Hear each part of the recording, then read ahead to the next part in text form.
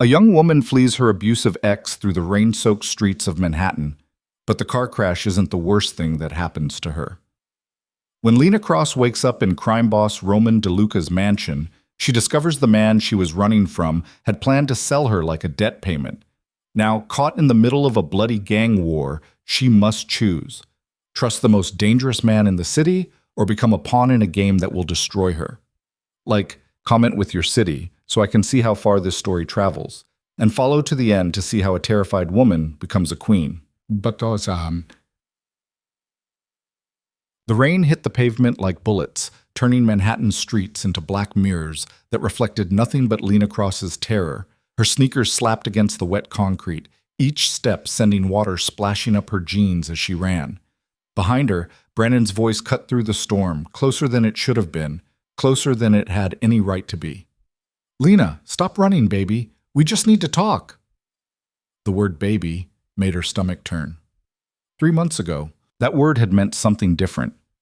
3 months ago, she'd believed the flowers after the first time he shoved her were genuine apologies.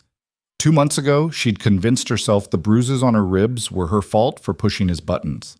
1 month ago, she'd finally understood that Brandon Vale didn't know how to love anything he couldn't control. Tonight, she'd found the messages on his phone. Messages about a debt. Messages about a payment. Messages that used her name like she was property. Her lungs burned. The physical therapy degree she'd worked 4 years for hadn't prepared her for this, for running like prey through streets that suddenly felt like a maze designed to trap her. She'd grown up in Queens, knew Manhattan well enough, but panic had a way of making familiar streets feel alien and hostile. A traffic light ahead glowed red through the downpour. Lena didn't slow down. Couldn't.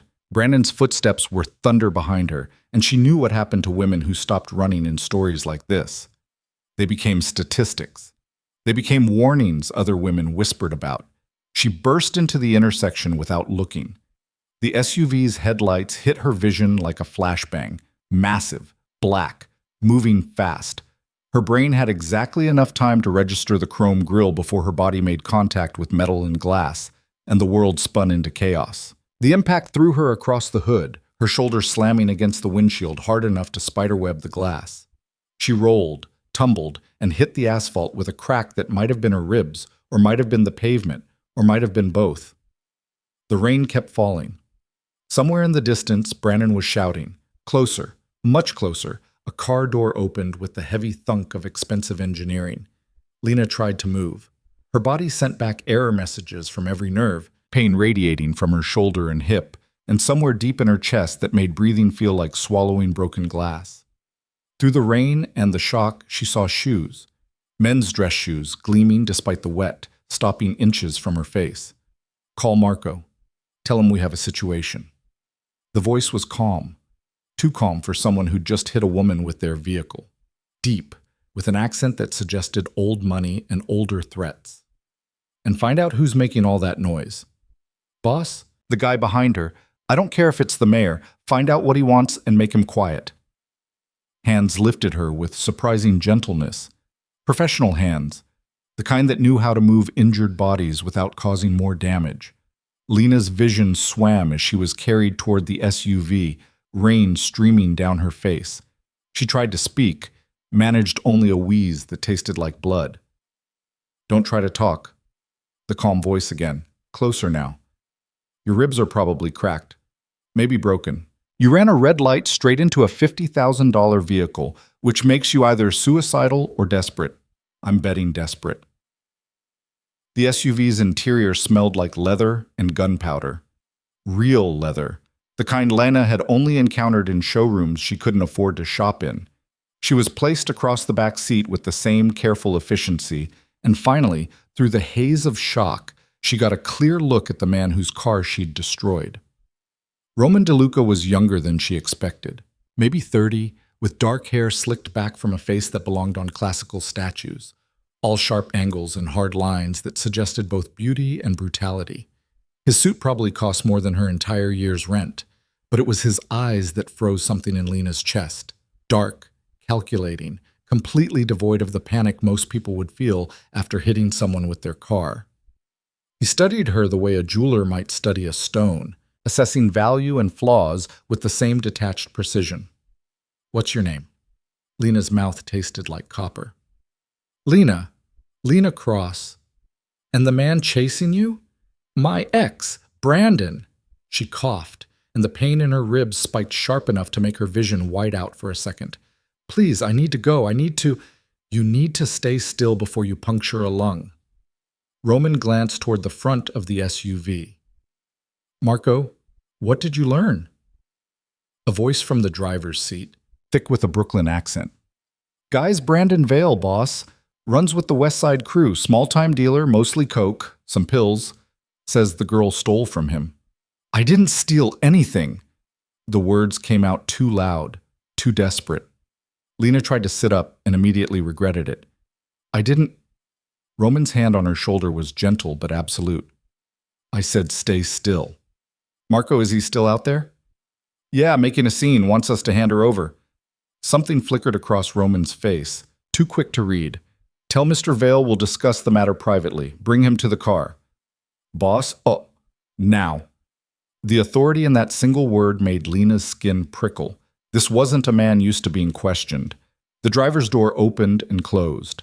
Through the tinted window, Lena watched a massive silhouette approach Brandon, who was still shouting, gesturing wildly toward the SUV. The conversation lasted less than a minute. When the back door on the opposite side opened, Brandon practically fell into the car, rain-soaked and wild-eyed. He didn't even look at Lena. His attention locked onto Roman with the intensity of a cornered animal recognizing a bigger predator. Mr. DeLuca. Brandon's voice had lost all its earlier aggression. I didn't know it was your car, man. I swear. I didn't know. She just ran out. I was trying to stop her. She's got something of mine. Does she? Roman's tone was flat, uninterested. What did she steal, Mr. Vale? Product. From my stash, worth about $5,000, maybe more. Lena's head spun. That's a lie. I never touched your drugs, Brandon. I never even knew where you kept. Shut up! Brandon finally looked at her, and the hatred in his eyes was pure enough to taste. You think you can just leave? Think you can just walk out after everything I did for you? I put a roof over your head, I fed you, and this is how you repay me? The lies were so absurd they almost made Lena laugh. Except laughing would hurt too much. She'd had her own apartment, her own job. Brandon had moved himself in like a colonizing force, gradually taking over her space, her money, her life. Roman held up one hand, silencing them both.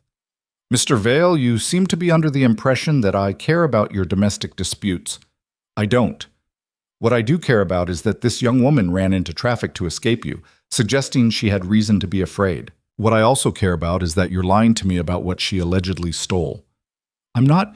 You are. Your tales are pathetic. The question is why? Roman's gaze didn't waver from Brandon's face. So I'll ask once more, and I suggest you consider your answer very carefully. What is she actually worth to you?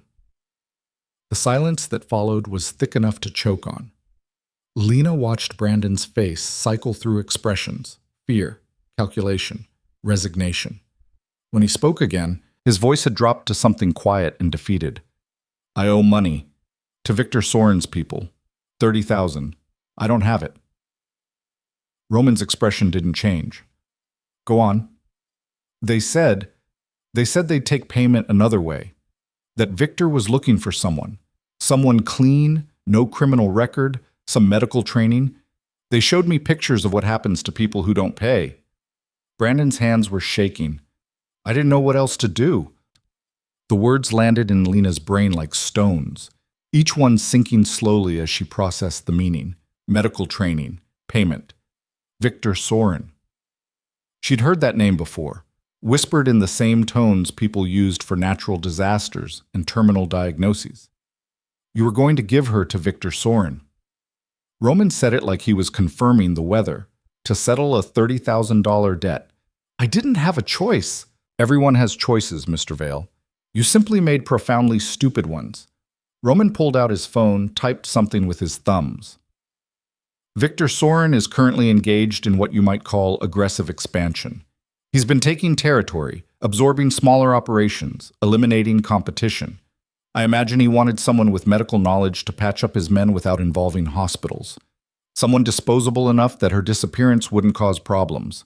Someone exactly like Ms. Cross here. Lena's chest felt tight, and it had nothing to do with her cracked ribs. He was going to sell me. Yes, to a man who, what, keeps a personal trauma surgeon in his basement? Something like that. Roman's attention shifted to her, and Lena had the uncomfortable feeling of being dissected by that stare. Though I doubt your physical therapy degree would have helped you much once Victor realized you couldn't perform surgery. Men like Victor Soren don't handle disappointment well. Brandon made a sound like a wounded dog. I didn't want to do it. You gotta believe me, Lena. I didn't want to, but they were going to kill me. Shut up! Lena's voice came out harder than she'd ever heard it. Just shut up, Brandon. Roman typed another message, then pocketed his phone. Mr. Vale, here's what's going to happen. You're going to leave this vehicle and walk away. You're going to tell Victor Soren's people that the deal is off, that the girl got away. You're going to figure out how to handle your debt on your own. And you're never going to contact Ms. Cross again. Are we clear? But the money is your problem, not mine. Roman's tone could have frozen nitrogen. Leave, now. Brandon looked at Lena one more time, something pleading in his eyes that she might have responded to 3 months ago. Now it just looked pathetic. He stumbled out of the SUV into the rain, and the door closed behind him with the finality of a coffin lid. Lena waited until his footsteps had faded before speaking. Why did you let him go? Because killing him in the middle of Park Avenue would be inconvenient. Roman adjusted his cufflinks, a gesture so casual it was almost insulting. Marco, take us home. Call Dr. Chen. Tell him we have a patient. The SUV pulled smoothly into traffic. Lena watched the city slide past through tinted windows, her mind still trying to process the last 10 minutes. She'd run from Brandon into the path of a man whose name she now recognized from news reports that used words like alleged and organized crime and under investigation. I should go to a hospital. You should, but you won't. Roman didn't look at her, his attention on his phone. Victor Soren has people in most of the emergency rooms in Manhattan. The moment your information goes into the system, he'll know where you are. And since Brandon was supposed to deliver you tonight, Victor will be very interested in why that didn't happen.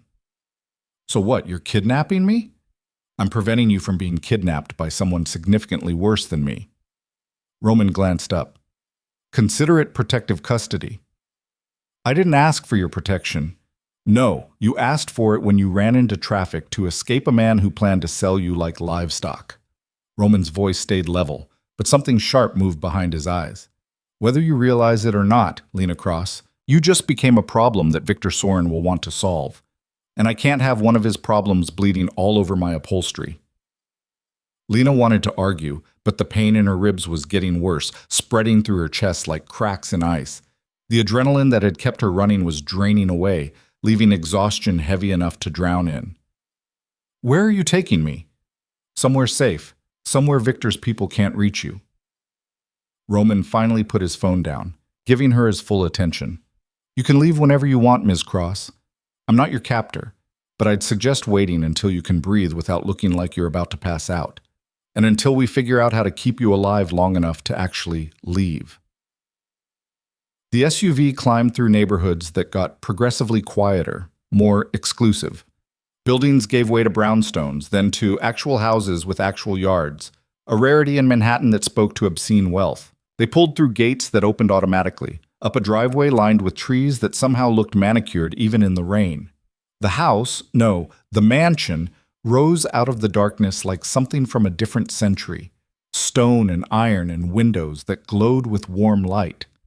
Men in dark suits materialized from the shadows, opening the SUV doors, moving with the coordinated precision of military units. Lena was lifted out of the car by the same careful hands that had placed her there. Roman walked beside her as they carried her up marble steps, through doors that probably weighed more than her entire apartment's furniture combined, into a foyer that belonged in a museum. Guest room, second floor. Dr. Chen should be here within the hour. Roman's instructions were crisp, efficient. To Lena, he said, Someone will bring you clean clothes. Don't try to move around too much. Wait. Lena's voice stopped him halfway to what looked like a study. Why are you doing this? Roman turned back, and for the first time, something almost human crossed his face. Not kindness, exactly. Something more complicated. Because Victor Soren and I have what you might call a complicated relationship. He takes things that belong to me, I take things that belong to him. It's become almost a game. Roman's smile had no warmth in it. And you, Lena Cross, just became the most interesting piece on the board. He left her then, disappearing into the depths of his mansion while men carried her up a staircase wide enough to drive a car up. The guest room they brought her to was bigger than her entire apartment, decorated in shades of cream and gold that probably had fancy names like champagne and antique brass. They set her on a bed that felt like sleeping on a cloud made of money. Someone brought towels, someone else brought clothes, soft cotton that smelled like expensive detergent. A third person, a woman with kind eyes and careful hands, helped Lena change without jarring her ribs too badly, asking gentle questions about where it hurt, how bad the pain was, whether she felt dizzy or nauseous. Lena answered automatically, her physical therapy training kicking in even through the shock. Probable rib fractures, possible concussion, definite contusions across her right shoulder and hip. She'd need x-rays to be sure, but nothing felt life-threatening, just life-changing. The doctor arrived exactly when Roman said he would.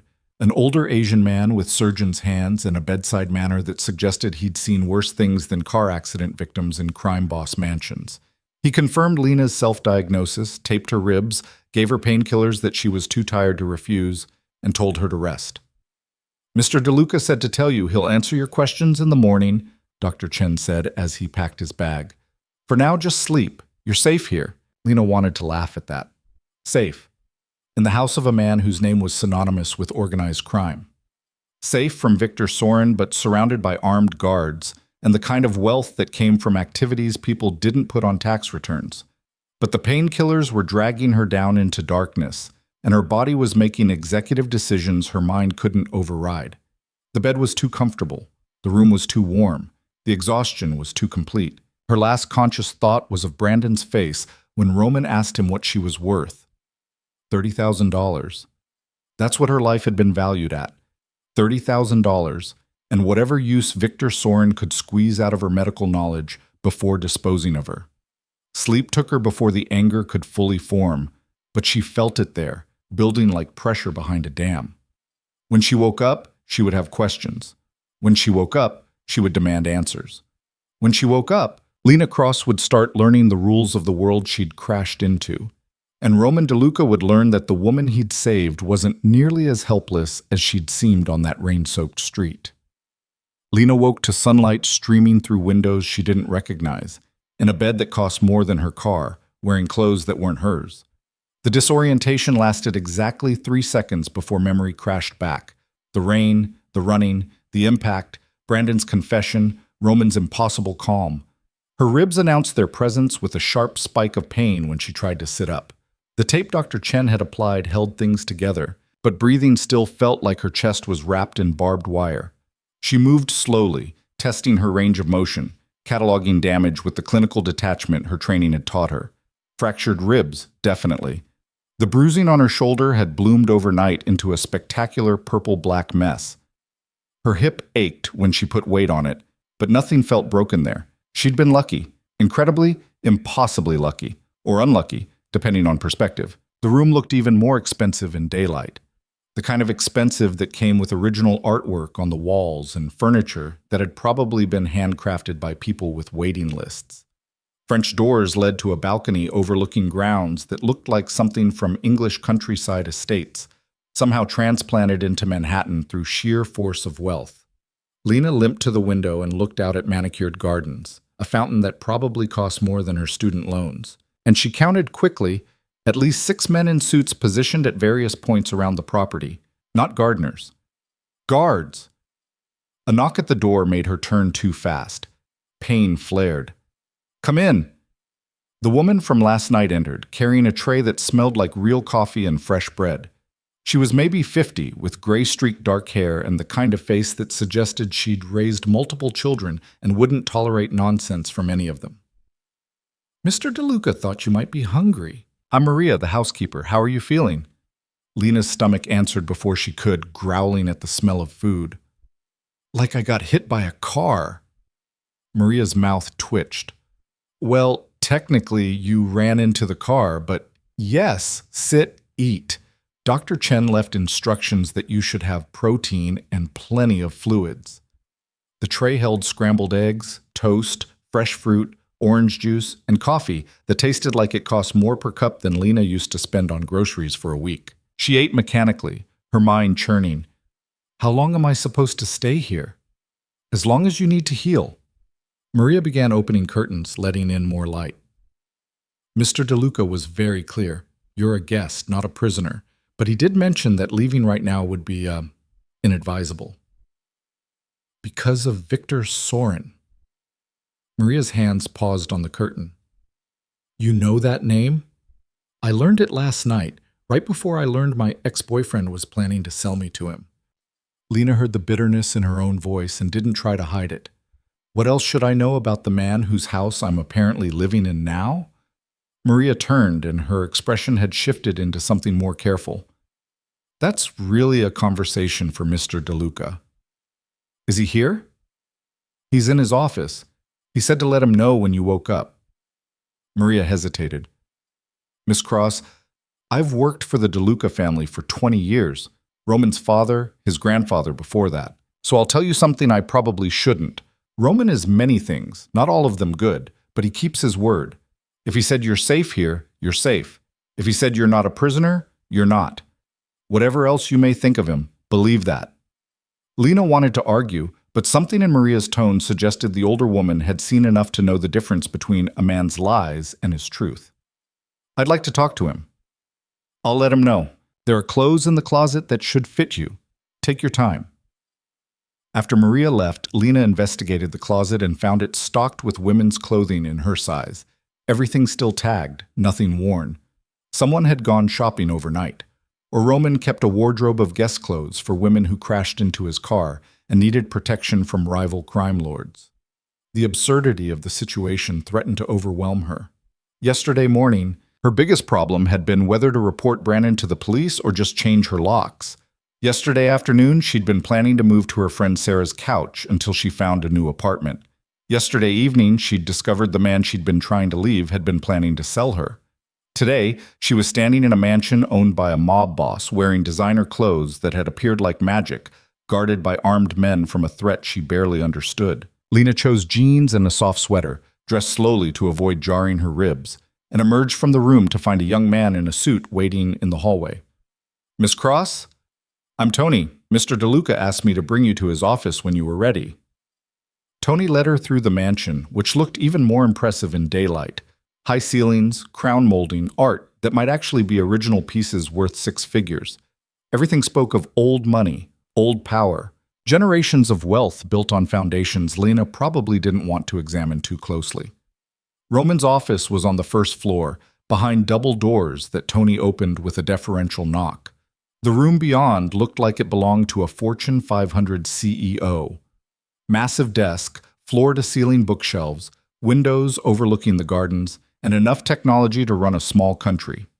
Roman sat behind the desk, reading something on his laptop. He'd changed from last night's suit into dark slacks and a white shirt with the sleeves rolled up, somehow managing to look both casual and dangerous.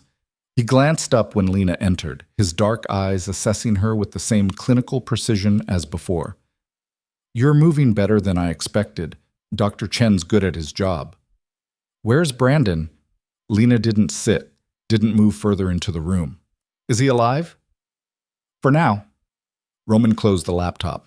He went to Victor's people this morning and told them you died in the accident. Caused quite a scene, apparently. Crying. The whole performance. Victor's lieutenant seemed to believe him. For now. For now, Roman agreed. Victor Sorin is thorough.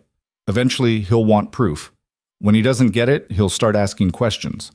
Which means Brandon's life expectancy is probably measured in days, not weeks. Lena thought she should feel something about that. Guilt, maybe, or horror. Instead, she just felt numb. You could warn him. I could. I won't. Roman stood, moved to a sideboard where crystal decanters held amber liquid. He poured 2 glasses, brought one to Lena. It's 10 in the morning, but you look like you could use it. She took the glass but didn't drink. Why won't you warn him? Because Brandon Vale made his choices, and those choices led him to try selling you to a man who would have used you until you broke, then disposed of you like trash. Roman sipped his drink, completely unbothered. I have many flaws, Lena, but I don't protect men who treat women like commodities. But you'll let him die. I'll let him face the consequences of his actions. There's a difference. Roman moved back to his desk, leaned against it. You're angry. That's good. Anger is useful. Fear makes you run, but anger makes you think. I'm not angry, Lena stopped because the lie tasted wrong. Fine, I'm furious. Brandon was going to sell me. Actually sell me, like I was a used car or a piece of furniture. And I didn't even know until I saw the messages. How long had he been planning it? How long was I sleeping next to someone who'd already decided I was worth $30,000 and whatever Victor Sorin wanted to do with me? Probably since the moment he realized he couldn't pay his debt. Roman's voice stayed level, matter of fact. Men like Brandon don't see people. They see assets, ways to solve problems. You were convenient. You had the medical background Victor wanted, and Brandon convinced himself that using you was somehow less bad than facing his own consequences. Lena finally drank from the glass. Whiskey, smooth and expensive, burning down her throat. You seem very calm about all this. I've seen worse things done for less money. Roman set his own glass down. Now let me explain your situation, because you need to understand what you've walked into. Victor Sorin is trying to consolidate power in Manhattan's underground. He's been systematically eliminating competition, absorbing smaller operations, buying loyalty where he can, and creating fear where he can't. My family has held certain territories for 3 generations, which makes us an obstacle to his expansion. Your family. Lena heard herself say it like it was a foreign language. You mean the DeLuca crime family? I mean the DeLucas, yes, though we prefer to think of ourselves as businessmen with diverse interests. Roman's smile was sharp. Victor and I have been playing a careful game for the past year. He takes one of my distribution points, I take one of his warehouses. He turns one of my people, I feed false information through his network, back and forth, like chess with guns and money. And I'm what? A pawn? You were supposed to be Victor's pawn, an asset he could use, someone disposable with useful skills. But now you're in my house, under my protection, which changes the equation entirely. Roman's eyes stayed locked on hers. Victor will find out you're alive. When he does, he'll assume I took you deliberately, which means he'll retaliate. Which means keeping you safe has suddenly become complicated. Lena's ribs ached. The whiskey sat warm in her stomach. Why did you help me? Last night you could have let Brandon take me, could have driven away. Why didn't you? Roman was quiet for a long moment, and something shifted in his expression. Something that might have been memory. Because 3 years ago, I watched my sister die in a hospital after her husband put her there one too many times. The doctors did everything right, but she'd been bleeding internally for hours before she finally called for help. Too afraid. Too convinced she deserved it. His voice went quiet, hard. So when I see a woman running into traffic to escape a man who's chasing her, I remember Elena. And I remember that I didn't save her, but I can save someone else. The admission landed between them like something fragile and dangerous. Lena looked at Roman DeLuca, crime boss, killer, the kind of man her mother would have told her to run from, and saw something human underneath the expensive clothes and casual violence. I'm sorry about your sister. Don't be. Be smart instead. Roman straightened. You can't go back to your apartment. Victor's people will be watching it. You can't go to friends or family. That's the first place they'll look. You can't even use your phone without being tracked. For the foreseeable future, Lena Cross, your life as you knew it is over. The words should have terrified her. Instead, they crystallized something that had been building since she woke up. A strange, cold clarity. Then what do I do? You stay here. You heal. You learn how to protect yourself. Roman pulled a folder from his desk, slid it across to her. And you decide whether you want to survive or whether you want to fight back. Lena opened the folder. Inside were photographs of Brandon, time-stamped from this morning, walking into a building in Midtown.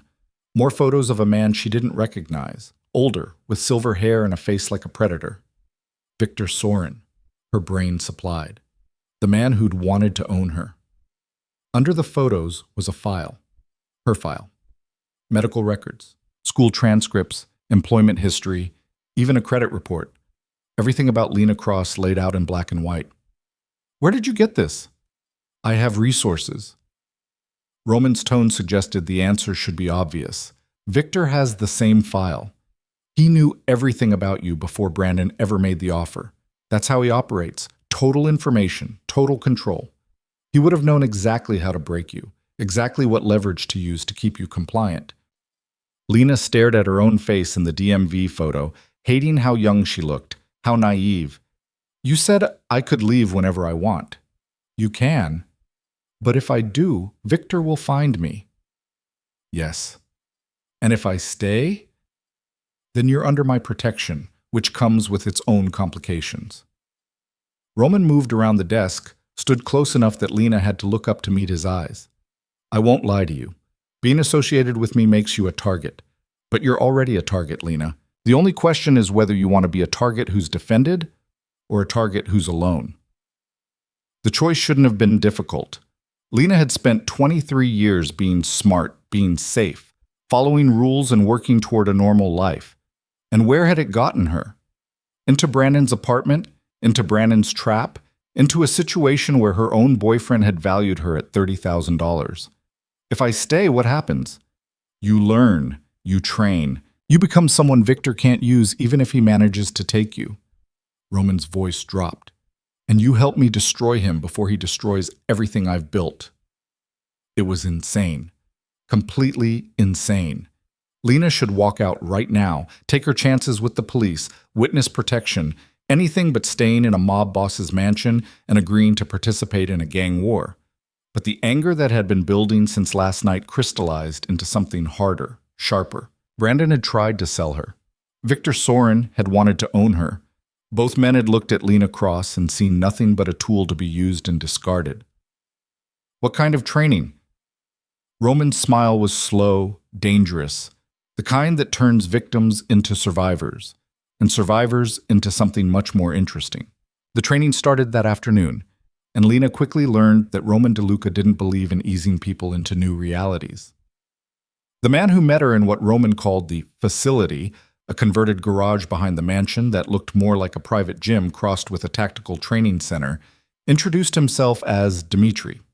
He was built like a refrigerator with a face, somewhere in his 40s, with scars that suggested he'd lived through situations most people only survived in movies. Roman says you need to learn how not to die. Dmitri's accent was thick, Russian or Ukrainian. Lena couldn't tell. This is good goal. We start simple. Simple turned out to be learning how to fall without breaking bones, how to move despite pain, how to recognize threats before they became fatal.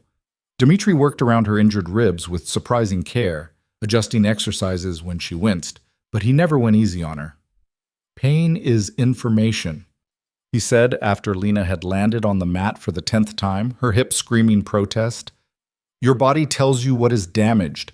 You listen, you adapt, you keep moving. The moment you stop moving, you die. That's cheerful. I am not cheerful, man. Get up. By the time Dmitri called the session over, Lena's entire body felt like one giant bruise on top of the bruises she already had. She limped back to the main house, where Maria had somehow predicted her arrival and had a hot bath already drawn, with salts that smelled like eucalyptus, and something else Lena couldn't identify. The water stung every scrape and cut, but the heat worked into her muscles like magic. Lena sank deeper, letting the steam curl around her face, and tried to process the fact that her life had become something unrecognizable in less than 24 hours. She was still in the bath when she heard the commotion downstairs. Raised voices. One of them unmistakably Roman's, sharp, with an authority that made the tiles vibrate. Lena dried off quickly, dressed in the clothes Maria had left, soft pants and a sweater that probably cost more than her old monthly rent, and followed the sound.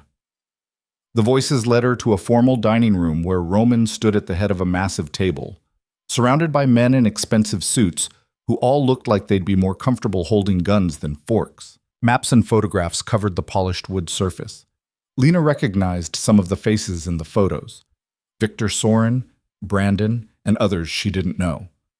Roman saw her in the doorway, and the entire room went quiet. "Gentlemen, this is Lena Cross, Lena, my associates." He gestured vaguely at the assembled men. "We're discussing business. You're welcome to listen if you want." It wasn't really an invitation, more like a test. Lena stepped into the room, acutely aware of every eye tracking her movement. She took a seat at the far end of the table, close enough to hear but far enough to not be in the way. One of the men, older with silver threading through dark hair, cleared his throat. "Roman, with respect, is this wise? The girl doesn't need to. The girl has a name, Sal, and she's the reason we're having this meeting." Roman's tone could have cut glass. "Victor thinks she's dead. That gives us maybe 48 hours before he figures out Brandon lied. We need to use that time." Another man, younger, with a scar bisecting his left eyebrow, leaned forward. "We hit his distribution network now, while he's distracted. Take out the warehouse on 10th Avenue, maybe the club in Chelsea." "Too obvious." This from a thin man with wire-rimmed glasses who looked more like an accountant than a criminal. "Victor expects retaliation. He'll have those locations fortified. We need something he won't see coming." Roman's fingers drummed against the table, a rare tell that suggested he was thinking hard. "What about the money?" Glasses adjusted his frames. 3 shipments coming in this week. Cash from the casino operations, 2 drug payments, and a large wire transfer from the construction union Victor's been squeezing. Total, about $4 million. $4 million he can't afford to lose right now, not with the expansion he's planning. Roman looked at the maps, tracing routes with one finger. "Marco, what's the security situation?" Yes. The massive man from the SUV, Marco, pulled out his phone, scrolled through what looked like surveillance photos. Standard rotation. 6 guys at the main warehouse, 4 at the backup location. They moved the money in armored trucks, 2 guards inside, chase car following. Professional setup, but predictable. Predictable is exploitable. Roman glanced at Lena, and she realized he was gauging her reaction, testing whether she'd object, whether she'd run. "We take the shipment Thursday night. Clean, fast, no casualties if we can avoid it. Make it look like an outside crew, nothing connected to us." Sal shook his head. "Victor's going to know it was us." "Of course he will. But he can't prove it, which means he can't retaliate without looking weak to his own people." Roman's smile was cold calculation. And $4 million missing from his war chest means he can't afford the expansion. Buys us time. The conversation continued, dissolving into logistics and details that flew over Lena's head. She listened anyway, filing away names and locations, trying to understand the chess game these men were playing with money and violence and territory. When the meeting finally broke up, the men filed out with nods to Roman and careful glances at Lena. Marco lingered by the door until everyone else had left, then approached Roman with a phone in his hand. "Boss, you need to see this." Roman took the phone, his expression darkening as he watched whatever video was playing. When he finally looked up, his jaw was tight. "When?" 2 hours ago. Our guy inside Victor's crew sent it." Roman handed the phone to Lena without explanation. The video showed a basement, concrete walls, harsh overhead lighting. Brandon was tied to a chair in the center of the frame, his face already swelling from recent impacts. Victor Soren stood behind him, impeccable in a gray suit, while 2 large men flanked the chair. The audio was poor, but Lena could make out Victor's voice, smooth and educated, asking questions about the accident, about Lena, about what exactly happened. Brandon was crying, swearing he'd told the truth, that she'd died on impact, that he'd seen her body. Victor didn't raise his voice, didn't need to. He simply nodded to one of the men, who produced a knife and went to work on Brandon's left hand with clinical precision. Lena's stomach turned. She shoved the phone back at Marco before the video could continue. "When did you know this would happen?"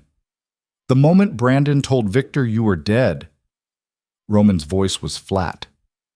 "Victor doesn't trust easily. He was always going to verify. And you didn't warn him." "No." "Why are you showing me this?" Roman took the phone from Marco, dismissed him with a gesture, waited until they were alone before answering. Because you need to understand who Victor Soren is, what he's capable of. Brandon tried to sell you to that man, Lena. That's the fate he thought you deserved. So before you start feeling sympathy for the man screaming in that basement, remember that he would have delivered you there himself if given the chance. Lena's hands were shaking. She clasped them together, forced them still. I'm not feeling sympathy. I'm feeling... She stopped because she didn't have words for the mix of horror and satisfaction churning through her. This is insane. All of this. I should be calling the police, going into witness protection, doing literally anything except staying in a mob boss's mansion while he plans to steal $4 million from another mob boss. You should, Roman agreed, but you won't. How do you know? Because you're still here. Because you let Dmitri throw you on a mat for 2 hours instead of demanding to leave. Because you sat through that meeting and listened instead of running. Roman moved closer, and Lena caught the scent of his cologne, something dark and expensive. You're angry, Lena. Furious. And you're smart enough to know that anger needs a target. I'm offering you one. He was right, and Lena hated that he was right. The old Lena, the one who'd existed 48 hours ago, would have been horrified by the video, by the casual discussion of theft and violence, by everything this world represented. But the old Lena had also tolerated Brandon's escalating abuse, had ignored red flags, had almost been sold like property. What happens when Victor figures out I'm alive? He comes for you, probably tries to take you to use as leverage against me, or maybe just to finish what Brandon started. Roman's eyes stayed locked on hers, which is why you need to be ready, why you need to learn how to fight, how to think like they think, how to survive in a world where people see you as a tool instead of a person. I don't want to be a tool. Then become a weapon. The words landed like a challenge, and Lena felt something shift inside her chest.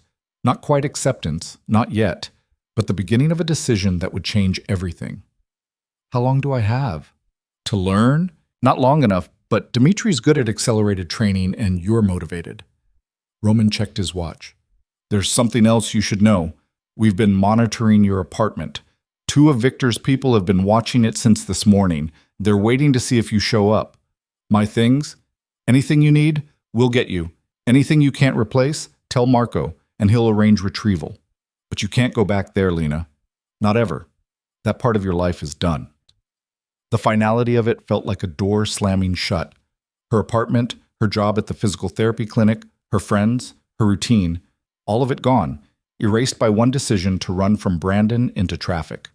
Lena thought about her college roommate Sarah, who was probably texting her right now, wondering why she wasn't answering. Thought about her mom in Florida, who called every Sunday. Thought about the life she'd built slowly, carefully, only to watch it dissolve in less than 2 days. I need to tell people I'm okay. My mom, my friends, no. Roman's voice was sharp. Victor has resources, phone records, social media monitoring, the works. The moment you contact anyone from your old life, he'll know you're alive and he'll use them to find you. Your silence keeps them safe. So they just think I'm dead or missing. They think whatever the news tells them. There was a hit and run reported last night on Park Avenue. No fatalities, no serious injuries. As far as anyone knows, you're just not answering your phone. Roman's expression softened slightly. I know it's hard, but it's necessary. Lena wanted to argue, but the logic was inescapable. She'd seen what Victor did to Brandon just for lying. What would he do to her mother, or Sarah, if he thought they knew where Lena was hiding? How long do I have to stay invisible? Until Victor's no longer a threat. Roman's phone buzzed. He glanced at it, frowned.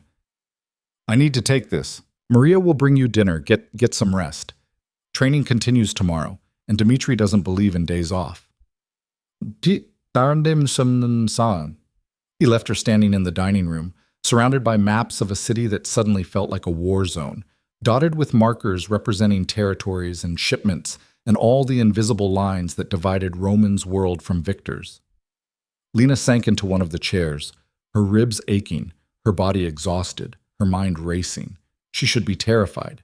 She should be planning her escape, figuring out how to get to the police, how to get into protective custody, how to go back to being normal Lena Cross who worried about student loans and shift schedules. Instead, she found herself thinking about the video, about Brandon's screams, about the casual way Victor had ordered his torture. found herself remembering every time Brandon had shoved her, every bruise he'd excused, every time he'd made her feel small and worthless and deserving of his anger. $30,000. That's what she'd been worth to him. The anger that had been building since she woke up in Roman's mansion crystallized into something harder, colder, something that felt almost like clarity. She was still sitting there when Maria found her an hour later, bringing a tray of food that Lena barely tasted. The housekeeper didn't ask questions, just set out the dishes and poured wine that probably cost more than Lena used to make in a week. "You're thinking too hard," Maria said quietly. "I can always tell. That furrow between your eyebrows gets deeper." "How do you do it?" Lena looked up at the older woman. "Work here, I mean, knowing what Roman does, what all of this is." Maria was quiet for a moment, her hand stilling on the wine bottle. "My husband was a good man. Worked construction, union job, good benefits. Then the company started cutting corners, safety violations, bribes to inspectors. He fell 4 stories because a foreman was too cheap to replace worn harnesses. The company paid off the right people, and suddenly it was his fault. No compensation, no investigation, nothing." She poured herself a small glass, sat down across from Lena. "Roman's father heard about it. Don't ask me how, but he heard. And 3 months later, that company went bankrupt. The foreman disappeared, and I had enough money to raise my kids and send them to college. So you ask how I do it?" Maria's eyes were hard. "The world isn't fair, Miss Cross. The powerful hurt the weak, and the system protects the powerful. At least Roman's honest about it. At least with him, you know where you stand." "That doesn't make it right." "No, but it makes it real." Maria stood, collecting the empty plates. "You'll figure out soon enough that surviving in Roman's world means accepting what's real over what should be. Get some sleep. You look exhausted." After Maria left, Lena did try to sleep, but her mind wouldn't shut down. She kept seeing Brandon's face in the video, kept hearing Victor's calm voice ordering violence like he was ordering coffee, kept thinking about Roman's sister, Elena, who died because she'd been too afraid to ask for help. Somewhere around midnight, Lena gave up on sleep and wandered downstairs. The mansion was quieter at night, but never truly silent. She heard footsteps in distant hallways, low voices from behind closed doors, the kind of sounds that suggested this house never really slept. She found Roman in his study, still dressed despite the late hour, reading something on his laptop that made his expression dark. He looked up when she entered, unsurprised to see her. "Can't sleep?" "Every time I close my eyes, I see that video." Lena sat in one of the leather chairs across from his desk. "Does it bother you? What's happening to Brandon?" "Should it? I don't know. Shouldn't it bother someone?" Roman closed the laptop, gave her his full attention. "Brandon Vale beat you, sold you, valued you at $30,000 and whatever Victor wanted to do with you. He's screaming in a basement because he lied to a man who doesn't tolerate lies and because he thought he could play in a world he didn't understand. Do I feel sympathy for him? No. Do I lose sleep over his suffering? Also no. That's cold. That's practical."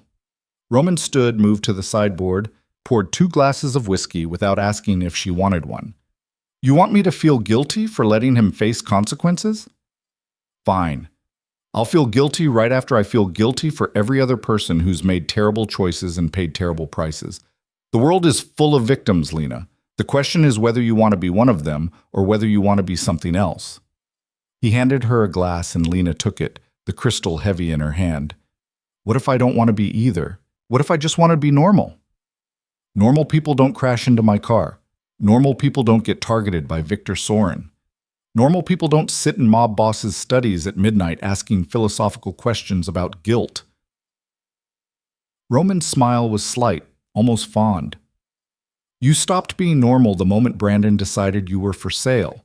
Now you get to decide what you become instead." Lena sipped the whiskey, letting it burn. "Dimitri said pain is information, that you listen to your body and adapt.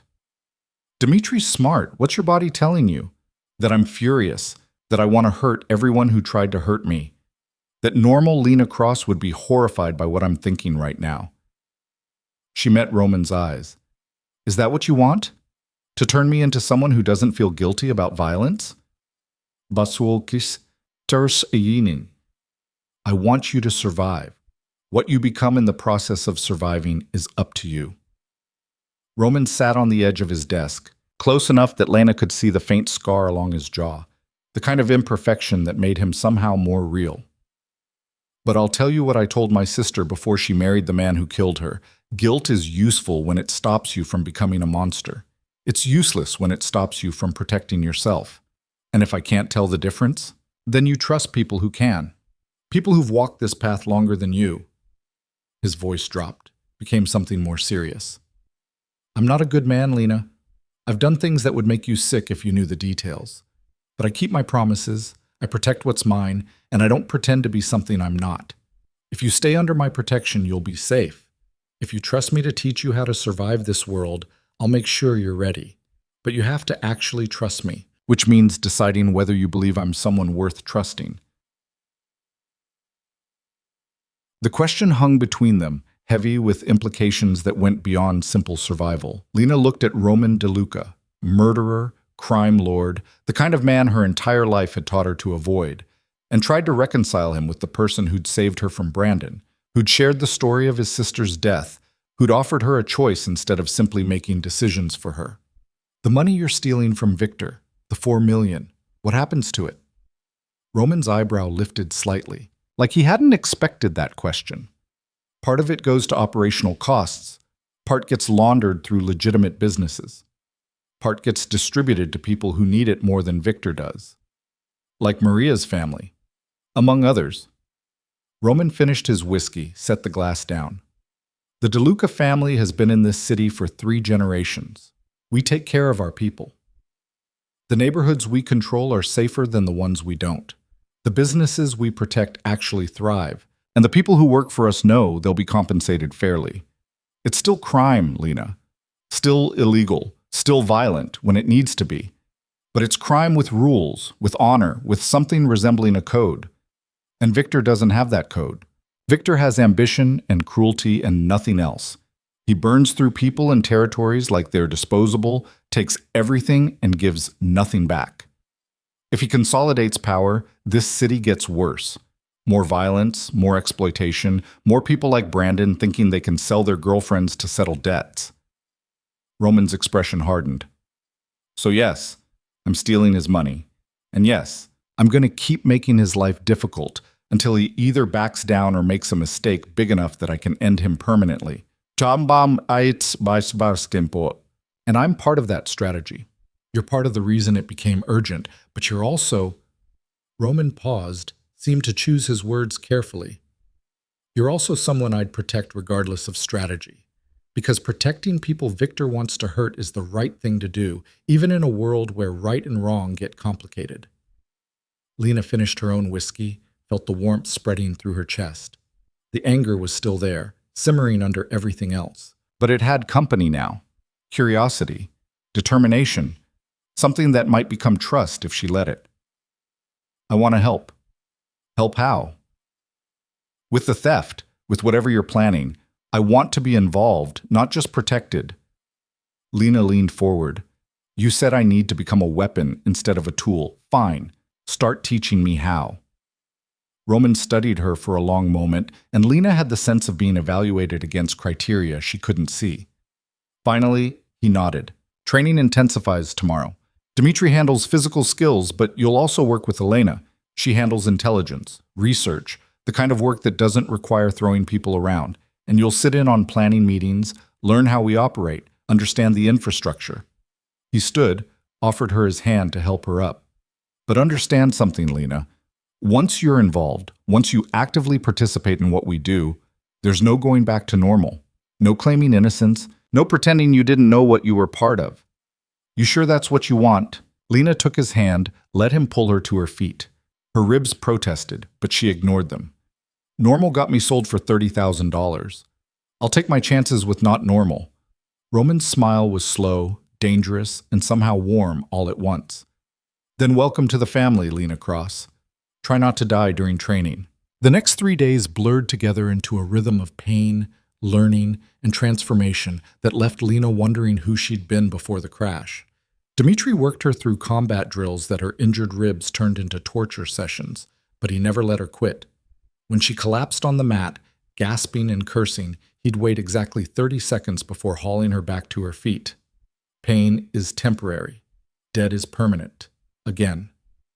Elena turned out to be Roman's cousin, a sharp-eyed woman in her 30s who ran intelligence operations from a room that looked like mission control for a small military operation. 6 monitors, police scanners, encrypted phones, and servers that hummed with the kind of processing power that definitely wasn't legal. Information is the real weapon, Elena said on Lena's first day, barely looking up from her screens. Guns and fists are just the cleanup crew. You want to survive? Learn to see patterns before they become problems. She taught Lena how to read surveillance footage, how to spot tells in body language, how to track people through social media and financial records without leaving digital fingerprints. Lena's physical therapy background gave her an unexpected advantage. She was already trained to observe movement, to notice compensatory patterns, to read pain and weakness in how people carried themselves. That's actually useful, Elena admitted after Lena correctly identified an injured leg in a target's gait from grainy security footage. Most of my analysts couldn't catch that. Roman was right about you. Right about what? That you're smarter than you think you are, and more ruthless than you want to admit. Elena finally looked at her directly. You agreed to help steal $4 million after knowing Roman for less than 48 hours. That's either incredibly stupid or incredibly calculated. I'm betting on calculated. Lena thought about that while she iced her ribs that evening, sitting in the library where Roman kept first editions that probably cost more than cars. Was it calculated? Or was it just anger looking for an outlet, rage that needed somewhere to go before it consumed her from the inside? The news played on the television mounted above the fireplace, and Lena's attention caught on a familiar face. Brandon, smiling in what looked like a college photo, beneath a headline that made her stomach drop. Local man found dead in apparent gang violence. Brandon Vale, 26, was discovered in an abandoned warehouse in Queens early this morning. Police are investigating but have few leads. The news anchor's voice continued, detailing Brandon's history, his connections to known drug dealers, speculation about debts and retribution. They showed footage of the warehouse, crime scene tape, police cars with flashing lights. No mention of Lena, no mention of Victor. Just another casualty in a city full of violence that most people tried hard not to see. He lasted longer than I expected. Roman's voice came from the doorway. He'd been out all day, handling business Lena wasn't cleared to know about yet. Victor must have believed his story for a while. Lena couldn't look away from the screen. Brandon's mother was crying in an interview, talking about her baby boy, how he'd had problems but was trying to turn his life around. The lies people told themselves about the dead were almost beautiful in their desperation. I should feel something, Lena said quietly. Guilt or sadness or, I don't know, something, but I just feel empty. Roman moved into the room, poured himself a drink from the crystal decanter. You feel what you feel. Don't perform emotions you don't have just because you think you should. What does that make me? That I can watch my ex-boyfriend's mother cry on television and feel nothing? Human. Roman sat in the chair across from her. Brandon made choices that led to this. He chose to get involved with Victor, chose to see you as a commodity, chose to lie to a man who kills people for lying. You didn't pull the trigger, Lena. You just stopped being his victim. The word victim stung more than it should have. Lena had spent months being Brandon's victim, making excuses, accepting blame, shrinking herself to fit into the space he allowed her. The woman who'd done that felt like a stranger now, someone weak and foolish who Lena couldn't quite remember being. Elena said I'm more ruthless than I want to admit. Elena's usually right about people. Roman studied her over the rim of his glass. Does that bother you? It should, shouldn't it? Normal people feel bad when their ex-boyfriends die. Normal people's ex-boyfriends don't try to sell them to crime lords. Stop comparing yourself to normal, Lena. That life's gone. The question is whether you can live with who you're becoming instead. Before Lena could answer, Marco appeared in the doorway, his expression tight. Boss, we've got a problem. Lucian's here, says it's urgent. Roman's jaw tightened slightly, the only sign of irritation. Tell him I'll be there in 5 minutes. After Marco left, Roman stood, drained his glass. Lucien's my second in command, handles most of the day-to-day operations. He's not supposed to be here tonight, which means something's wrong. Should I leave? No, come with me. You wanted to be involved. This is what involved looks like. Roman waited while Lena stood, her ribs protesting after a day of Dimitri's training. Just observe. Don't speak unless I ask you a direct question. They found Lucien in Roman's office, pacing like a caged animal. He was younger than Lena expected, maybe 35, with the kind of polished look that belonged in corporate boardrooms rather than criminal enterprises. Expensive suit, perfect haircut, manicured hands that suggested he didn't do his own dirty work. He stopped pacing when Roman entered, his eyes flicking to Lena with obvious curiosity before returning to his boss. We have a situation with the Thursday shipment. Victor moved the schedule up. It's happening tomorrow night instead. Roman's expression didn't change. How do you know? My source inside Victor's operation. Guy I've had on payroll for 6 months. He's solid. Lucien pulled out his phone, showed Roman something Lena couldn't see. Victor's nervous about something. Doubled security on the transport, changed the route, moved everything forward 12 hours. He knows we're planning something. Maybe. Or maybe he's just paranoid. Lucien pocketed his phone. Either way, we need to decide now. Hit the shipment tomorrow with incomplete planning, or abort and wait for another opportunity. Roman moved to his desk, pulled up maps on his computer. Lena watched him work, saw the calculations happening behind his eyes. Risk versus reward, timing versus preparation, all the invisible math that went into decisions most people never had to make. What's your read? Roman asked without looking up. I think we can pull it off. The route change actually works in our favor. Less traffic, fewer witnesses. We'd need to move fast. But the team's ready. Lucien glanced at Lena again. Though maybe this isn't a conversation for she stays. Roman's tone left no room for argument. Lena, what do you think? The question caught her off guard. Me? You've been studying surveillance footage with Elena for 3 days. You've learned how Victor operates. Does this feel like a trap or legitimate caution?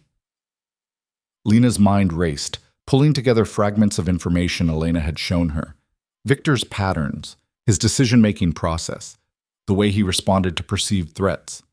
If he suspected you specifically were planning something, he wouldn't just move the schedule up. He'd cancel entirely, move the money through different channels, maybe set an obvious trap to catch you. This feels more like general paranoia. Agreed. Roman looked at Lucien. We move tomorrow. Alert the team. I want everyone in position by 8 p.m.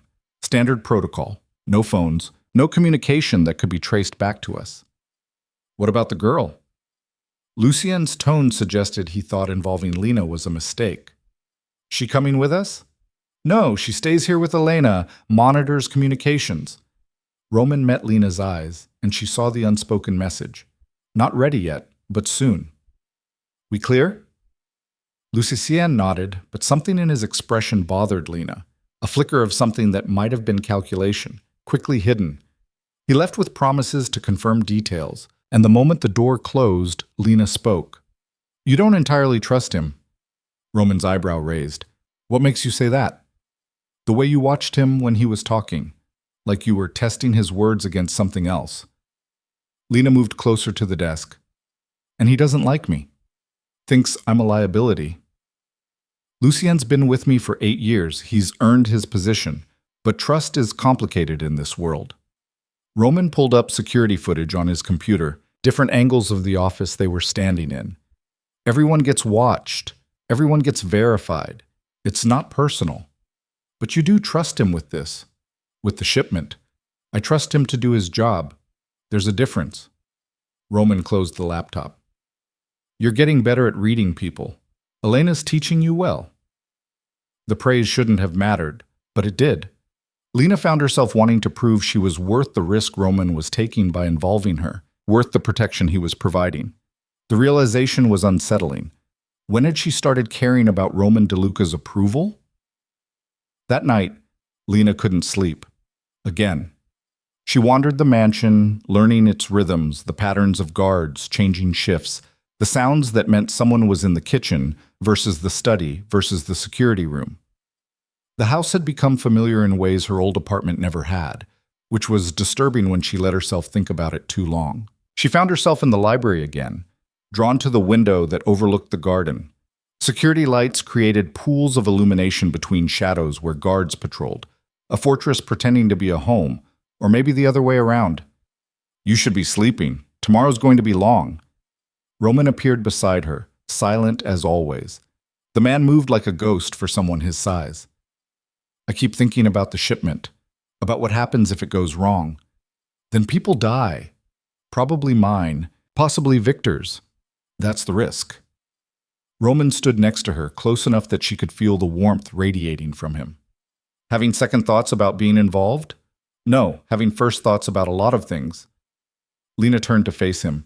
"Why did you really ask my opinion in front of Lucien? You already knew what you thought about Victor's patterns." "Because I wanted to see if you'd speak up or defer to the men in the room. And I wanted Lucien to understand that you're not just some girl I'm protecting out of charity." Roman's dark eyes caught the lamplight. "You're smart, Lena. Observant. Those are rare qualities, and they're wasted if you hide them to make other people comfortable." Lucien looked like he wanted to argue. "Lucien will adapt or he'll find employment elsewhere. I don't keep people who can't evolve with changing circumstances." Roman's hand came up, almost touching her face before he seemed to think better of it and dropped it back to his side. "You should try to rest. Elena will have you monitoring multiple channels tomorrow. It requires focus." He was right, but Lena didn't move. Something had shifted between them over the past days, a tension that felt both dangerous and inevitable. Roman DeLuca was a killer, a criminal, everything she should be running from. But he was also the first person in years who treated her like she had value beyond what she could provide, who'd offered her choices instead of demands. "Your sister, Elena, the one who died. What was she like?" The question made Roman go still. For a moment, Lena thought he wouldn't answer. Then he moved to the leather couch, sat with the kind of weariness that suggested the day had been longer than it looked. "Strong, smarter than me, though she'd never admit it. She wanted out of this family business, wanted normal." Roman's voice went quiet. "Met a guy in college, fell in love, thought she could have the white picket fence dream. I told her he was wrong for her, that I saw warning signs. She married him anyway. And he hurt her. For 3 years, started small, the way it always does. Verbal abuse, control, isolation from family. By the time it got physical, she was too deep in to see a way out, or too ashamed to admit I'd been right." Roman's hands flexed. "The night she died, she finally called me, asked for help. I was in the middle of a meeting with suppliers, told her I'd call her back in an hour. The silence that followed was heavy with regret. She bled out before the ambulance arrived, internal injuries from weeks of abuse she'd hidden. The husband claimed she fell, and enough people were willing to believe him that it never went anywhere legally." Roman looked at Lena then, and she saw something raw in his expression. "He disappeared 6 months later. No one's seen him since."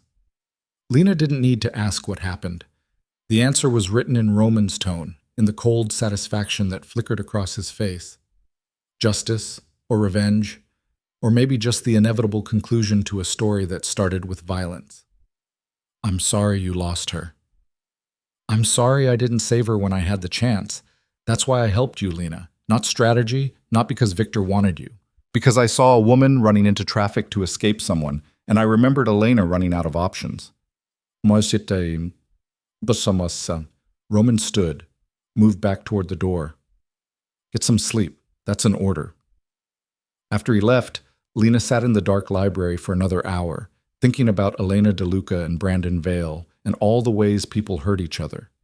Thinking about the woman she'd been a week ago and the woman she was becoming, and whether the distance between them was something to mourn or celebrate. The next day moved with frantic energy. Elena's operation room became command central, monitors displaying traffic cameras, police scanners, encrypted channels to Roman's team. Lena watched Elena work with the kind of focused intensity that made her understand why Roman trusted his cousin with intelligence operations. The shipment leaves Victor's warehouse at 9 p.m. 2 armored trucks, chase car, standard rotation. Elena pulled up maps, highlighted routes. Roman's team intercepts here, at the junction where the route narrows. Quick hit, in and out before police response. "What's my job?" Monitor police channels, traffic cams, anything that could indicate problems. You see cops moving toward the intercept point, you alert me immediately. You see Victor's people deviating from the planned route, same thing. Elena handed her a headset. Don't talk unless it's urgent. Roman needs clean communication. By 8:30, Lena's nerves were vibrating. She watched multiple screens simultaneously, tracking police dispatch, traffic patterns, weather reports. The city looked peaceful from up here, just lights and movement, no indication of the violence being planned in its shadows. At 8:55, Roman's voice came through the channel, calm and professional. All teams in position. We're green. Elena acknowledged, then switched to a private channel. Stay sharp, cousin. Something feels off about the timing change. Noted. We're committed now. The minutes crawled. Lena watched the armored trucks leave Victor's warehouse exactly on schedule, followed by the chase car.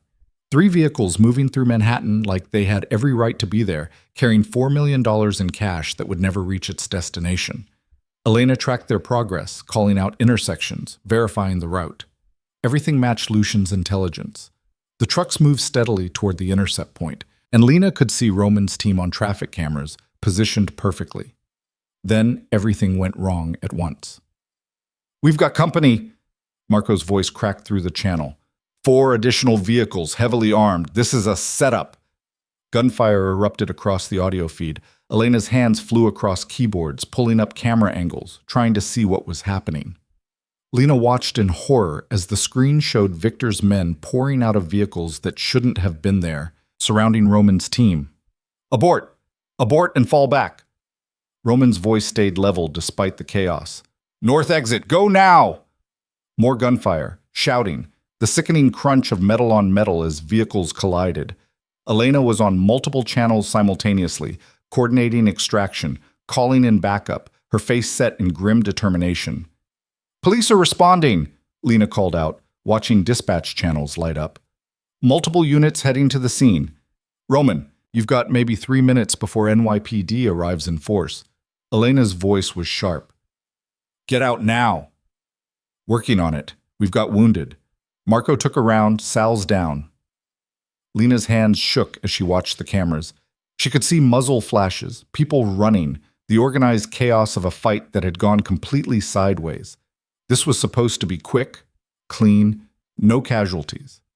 Instead, it looked like a war zone. Elena made rapid calculations, pulled up alternative routes. There's a service alley 2 blocks east. Can you make it? Trying. Victor's men are... Roman's voice cut off as more gunfire exploded through the speakers. The next 10 minutes felt like hours. Lena tracked police response, called out units getting too close, watched helplessly as Roman's team fought their way out of the ambush. By the time they finally made it to extraction vehicles, 2 men were seriously wounded, and the police were close enough that Elena had to orchestrate a chase through Manhattan that left Lena's heart hammering. They made it back to the mansion just after midnight. Lena ran down to meet them as vehicles screeched through the gates. Dr. Chen was already there, his medical bag open, moving toward the wounded with practiced efficiency. Roman emerged from the lead vehicle, his suit torn and blood-spattered, a cut above his left eye that would definitely scar. He saw Lena and something flickered in his expression before the professional mask slammed back down. Secure the perimeter. I want everyone accounted for and doubled security tonight. He rattled off orders while Dr. Chen worked on Marco, who was conscious but pale from blood loss. Elena, I need a full analysis of what happened, how Victor knew we were coming. Already on it. Elena appeared from the house, tablet in hand, her expression murderous. This was planned, Roman. They were waiting for us. The timing changed, the route, all of it was bait. Which means we have a leak. Roman's voice went cold. Someone told Victor we were planning to hit the shipment. Lena's mind immediately went to Lucian, to the flicker of calculation she'd seen in his expression. She opened her mouth to say something, but Roman's phone rang. He checked the caller ID and his jaw tightened. Unknown number, could be Victor. He answered, put it on speaker. This is DeLuca. Roman, I hope your evening was educational. Victor Soren's voice was smooth, cultured, the kind of voice that belonged to someone who'd never had to raise it to be frightening. Did you enjoy my little surprise? What do you want, Victor? To have a conversation. An honest one, between professionals. Victor paused, and Lena could hear classical music playing in the background. You have something I want. I have information you need. I propose an exchange. I'm listening. Tomorrow night, neutral ground. You bring Lena Cross, alive and unharmed, and I'll tell you which of your trusted people has been working for me. Victor's tone suggested he was enjoying this. You have 12 hours to decide. If you refuse, well, I'm sure you can imagine what happens to your organization when you can't trust anyone around you. The line went dead. The silence that followed was absolute. Everyone in the courtyard had heard. Everyone was processing what it meant. Lena felt their eyes on her, felt the weight of being the bargaining chip in a game she was only beginning to understand. Roman's expression was carved from stone. When he spoke, his voice could have frozen blood. Get inside. All of you. War Council in 20 minutes. He looked at Lena. You too. You're part of this now. The War Council assembled in Roman's dining room looked like something from a crime film, except the blood on people's clothes was real and the anger crackling through the air could have started fires. Marco sat with his shoulder bandaged, his face gray but his eyes sharp. Sal had been rushed to a private hospital, the kind that didn't ask questions, with a bullet that had shattered his collarbone. The others who'd survived the ambush filled the chairs around the table, all of them watching Roman with the intensity of soldiers waiting for orders from a general who just walked them into a massacre. Lena took a seat near Elena, feeling like an intruder despite Roman's direct invitation. She'd watched the ambush unfold on screen, safe in the mansion, while these people had been bleeding in the streets. The guilt sat heavy in her chest, irrational but persistent. Roman stood at the head of the table, still in his blood-stained clothes, the cut above his eye cleaned but not bandaged. He looked like violence personified, and when he spoke, his voice was cold enough to make the temperature drop. Victor knew every detail of tonight's operation: timing, location, team composition, extraction routes, which means someone in this organization gave him that information. He let that sink in, watching faces. I want theories. Now. Lucien brought us the intel about the schedule change. This from Tony, the young guard who'd escorted Lena around the mansion her first day. He's the one who pushed for moving up the timeline. Lucien's been with us for 8 years. Marco's voice was rough with pain. He's proven himself dozens of times. Why would he flip now? Money, leverage. Victor's good at finding pressure points. Elena had her tablet out, already pulling up files. Or maybe it's been longer than we think. Maybe he's been feeding Victor information for months, and tonight was just the first time it mattered enough for us to notice. Roman's jaw tightened. Where is Lucien now? I sent him to coordinate with our contacts in the police department. Make sure tonight's mess doesn't blow back on us legally. Marco shifted in his chair, wincing. He left about an hour before we did. Convenient timing. Roman pulled out his phone, dialed. The call went to voicemail.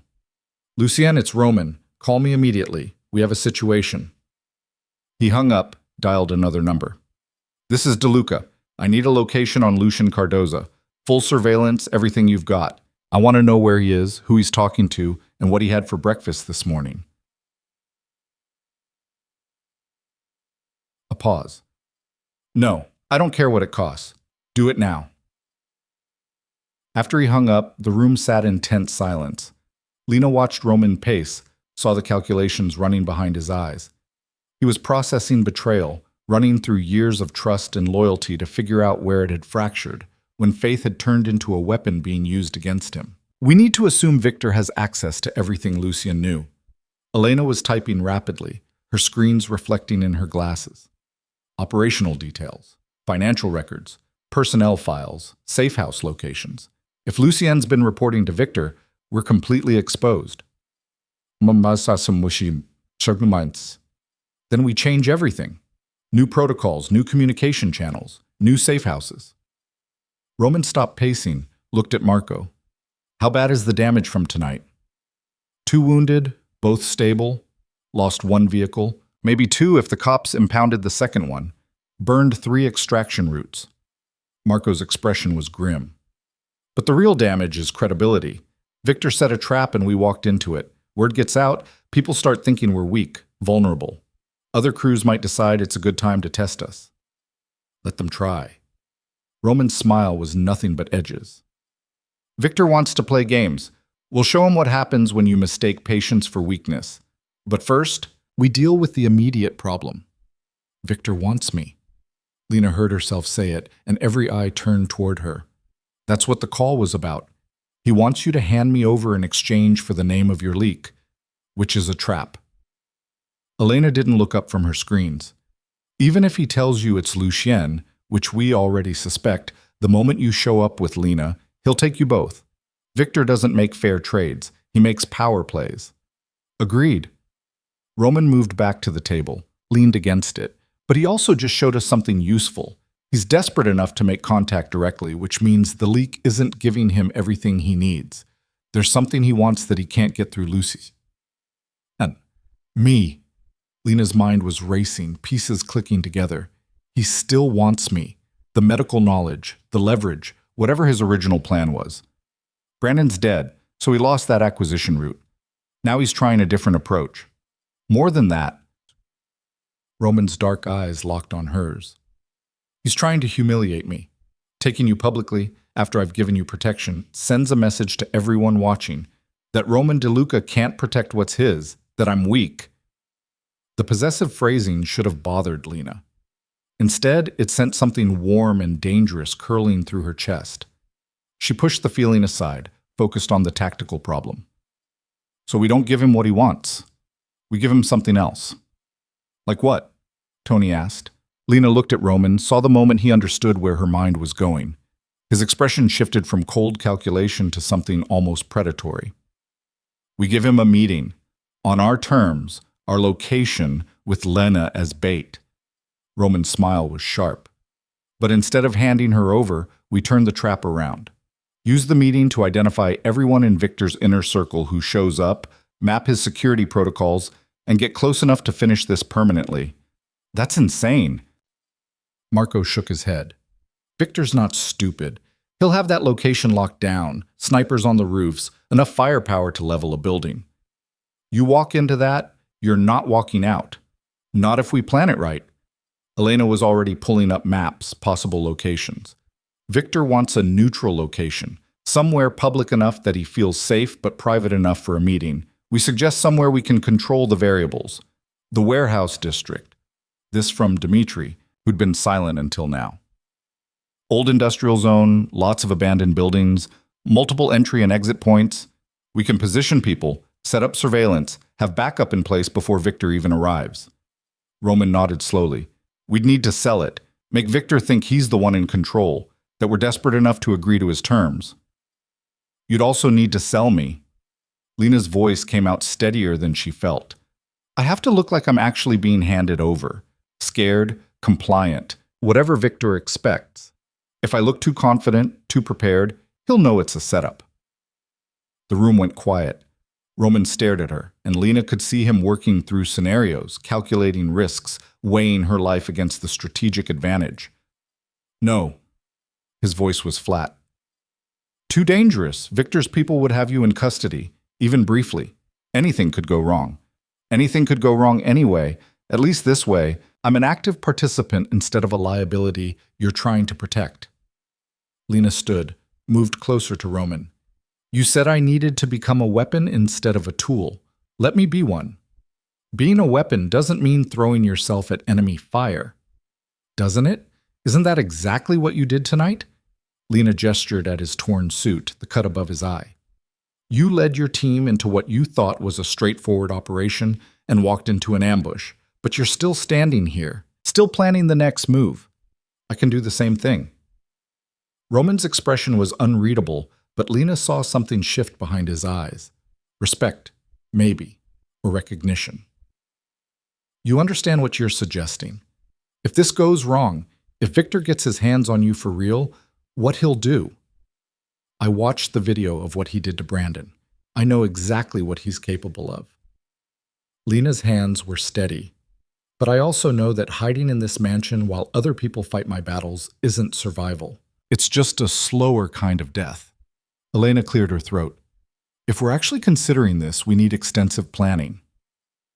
Lena would need a wire, some kind of tracking device, backup positioned close enough to intervene if things deteriorate. And we'd need leverage to ensure Victor doesn't just take her and leave. The leak. Marco's eyes lit up. We tell Victor we'll bring Lena, but only if he brings proof of who's been informing for him. Documentation, recordings, something concrete. Makes it look like we don't fully trust him, which he'd expect, and gives us a reason to have people close by to verify the intelligence.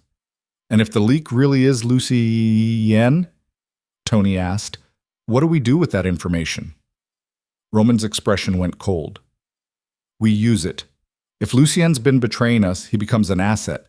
We feed him false information, let him run back to Victor with it, use the connection to set up a bigger trap, turn Victor's weapon against him.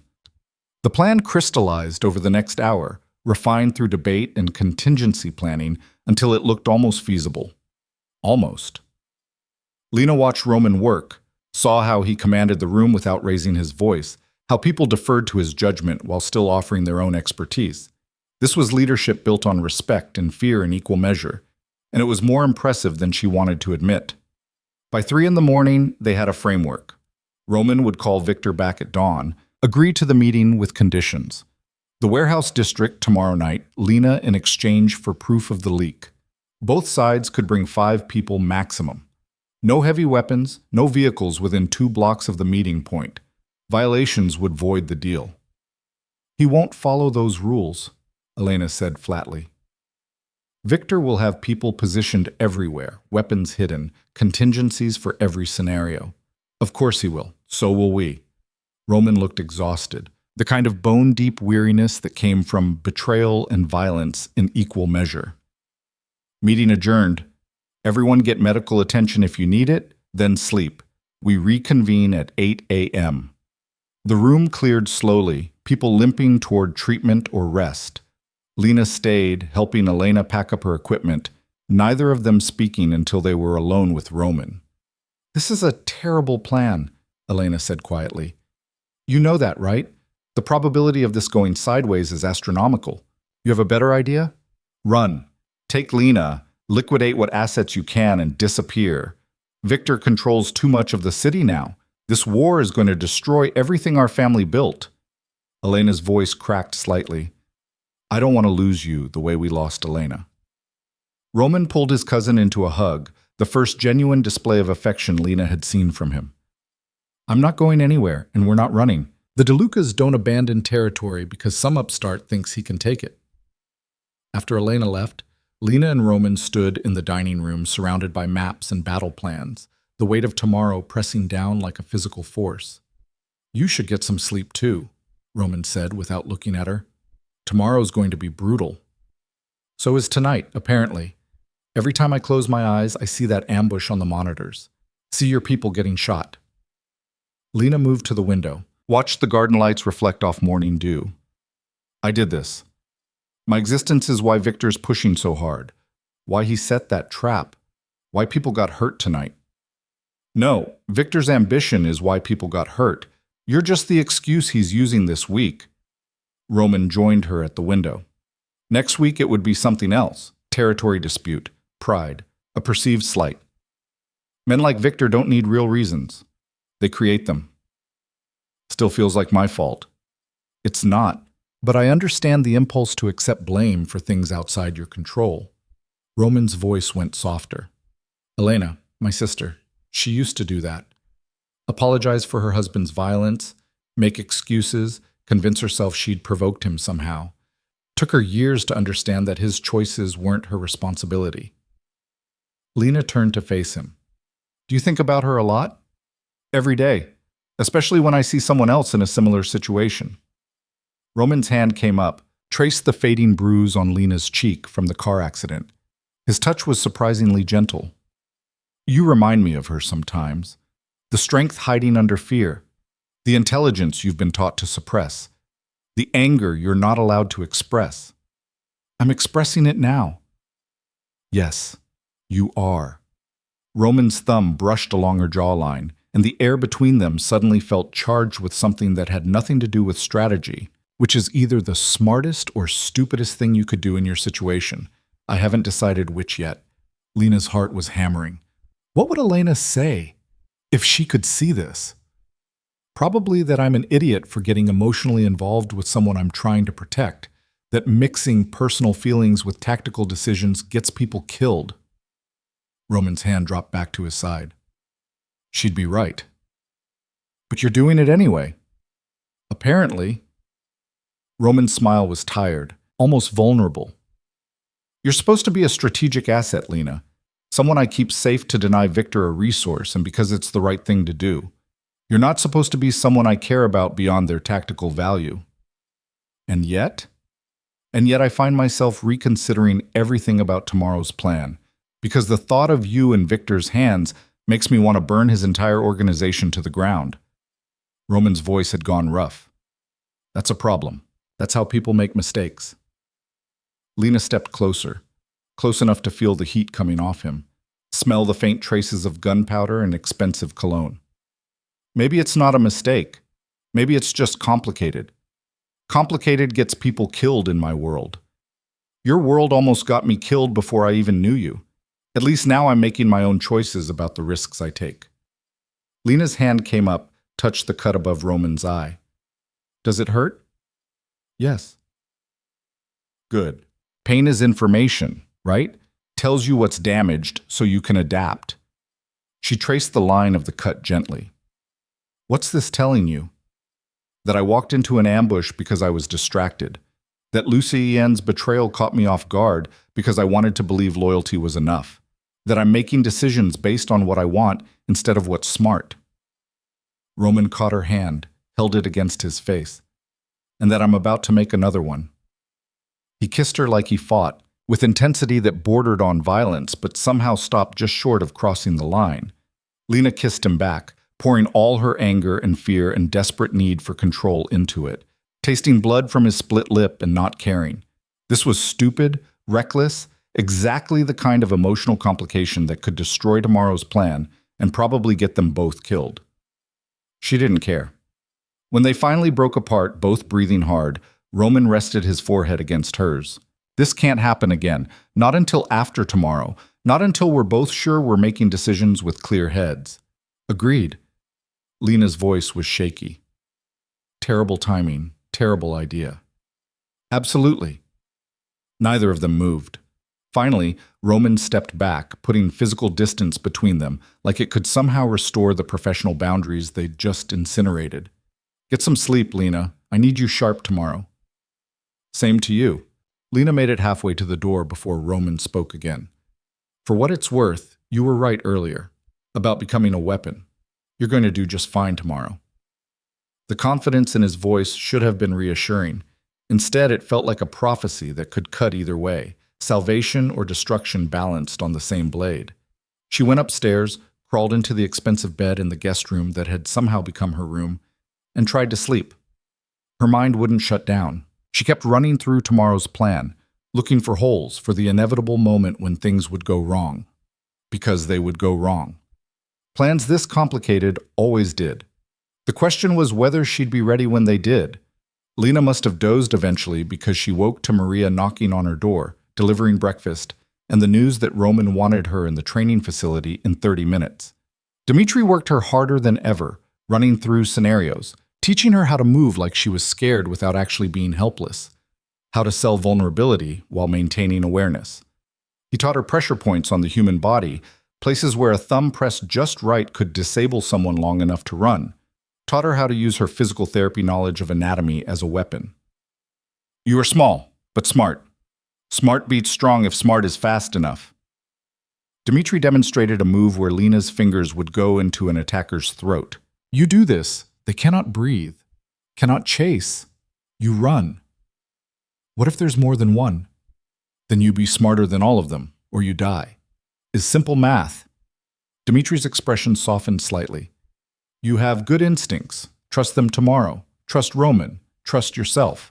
In that order.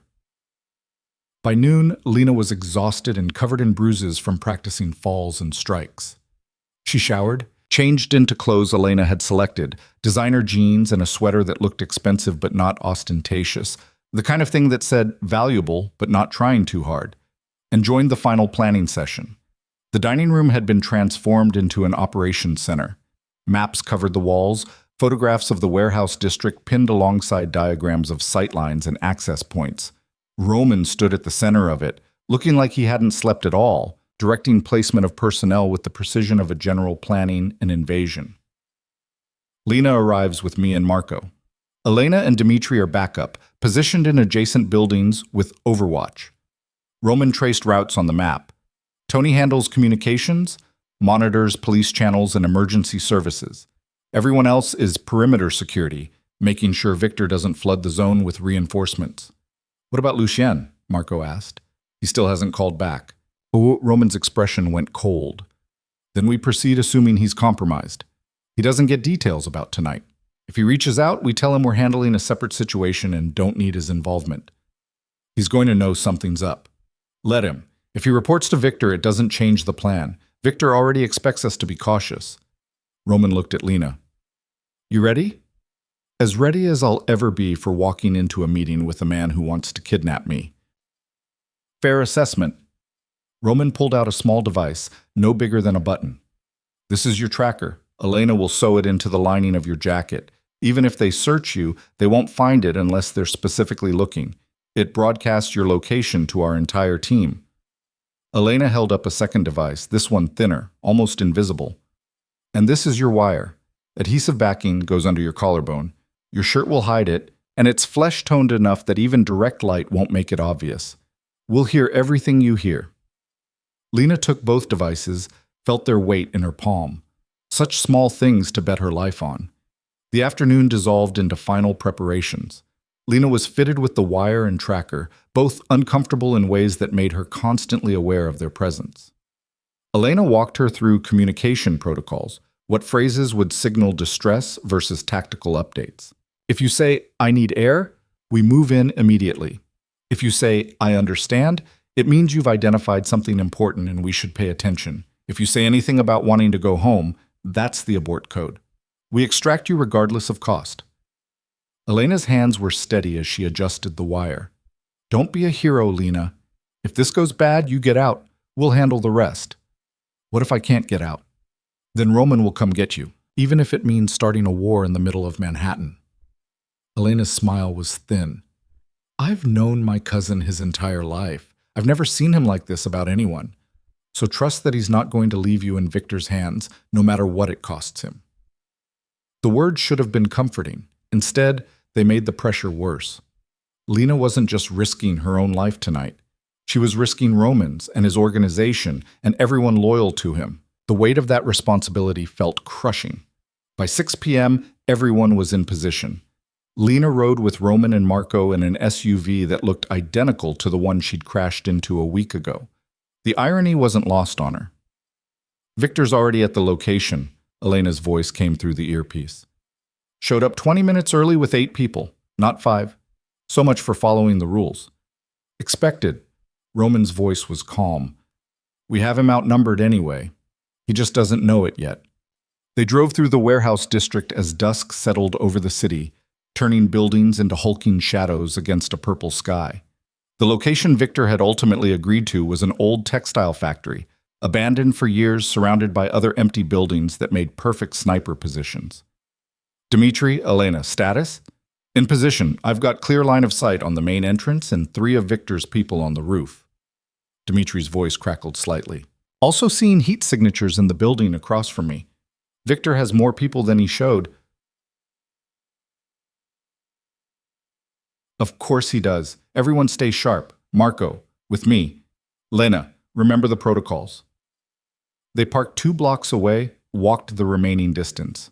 Lena kept her breathing steady, forced herself to look nervous without overdoing it. Scared prey, not angry predator. Victor needed to see what he expected. The factory's main entrance was lit by portable lights that created harsh shadows. Victor Soren stood at the center of the space, flanked by 6 men who looked like they ate smaller criminals for breakfast. He was exactly like his photographs. Silver hair, predator's face, expensive suit that probably cost more than a car. He smiled when he saw them approach, the kind of smile that promised pain. Roman, punctual as always, and this must be the famous Lena Cross. Victor's eyes traveled over her like she was livestock being evaluated. Brandon described you well, though he failed to mention how striking you are. Brandon failed to mention a lot of things, Lena said, letting her voice shake slightly, like planning to sell me. Business, my dear, nothing personal. Victor's attention shifted to Roman. I see you brought Marco. Good choice. He's survived, what, 3 attempts on his life working for you? That's impressive longevity in our profession. You wanted a meeting. We're here. Where's your proof? Roman's voice was ice. Victor gestured, and one of his men brought forward a tablet. Everything you need is here. Communications between your leak and my organization. Financial transactions. Meeting logs. Dates, times, details of information provided. He held it just out of reach.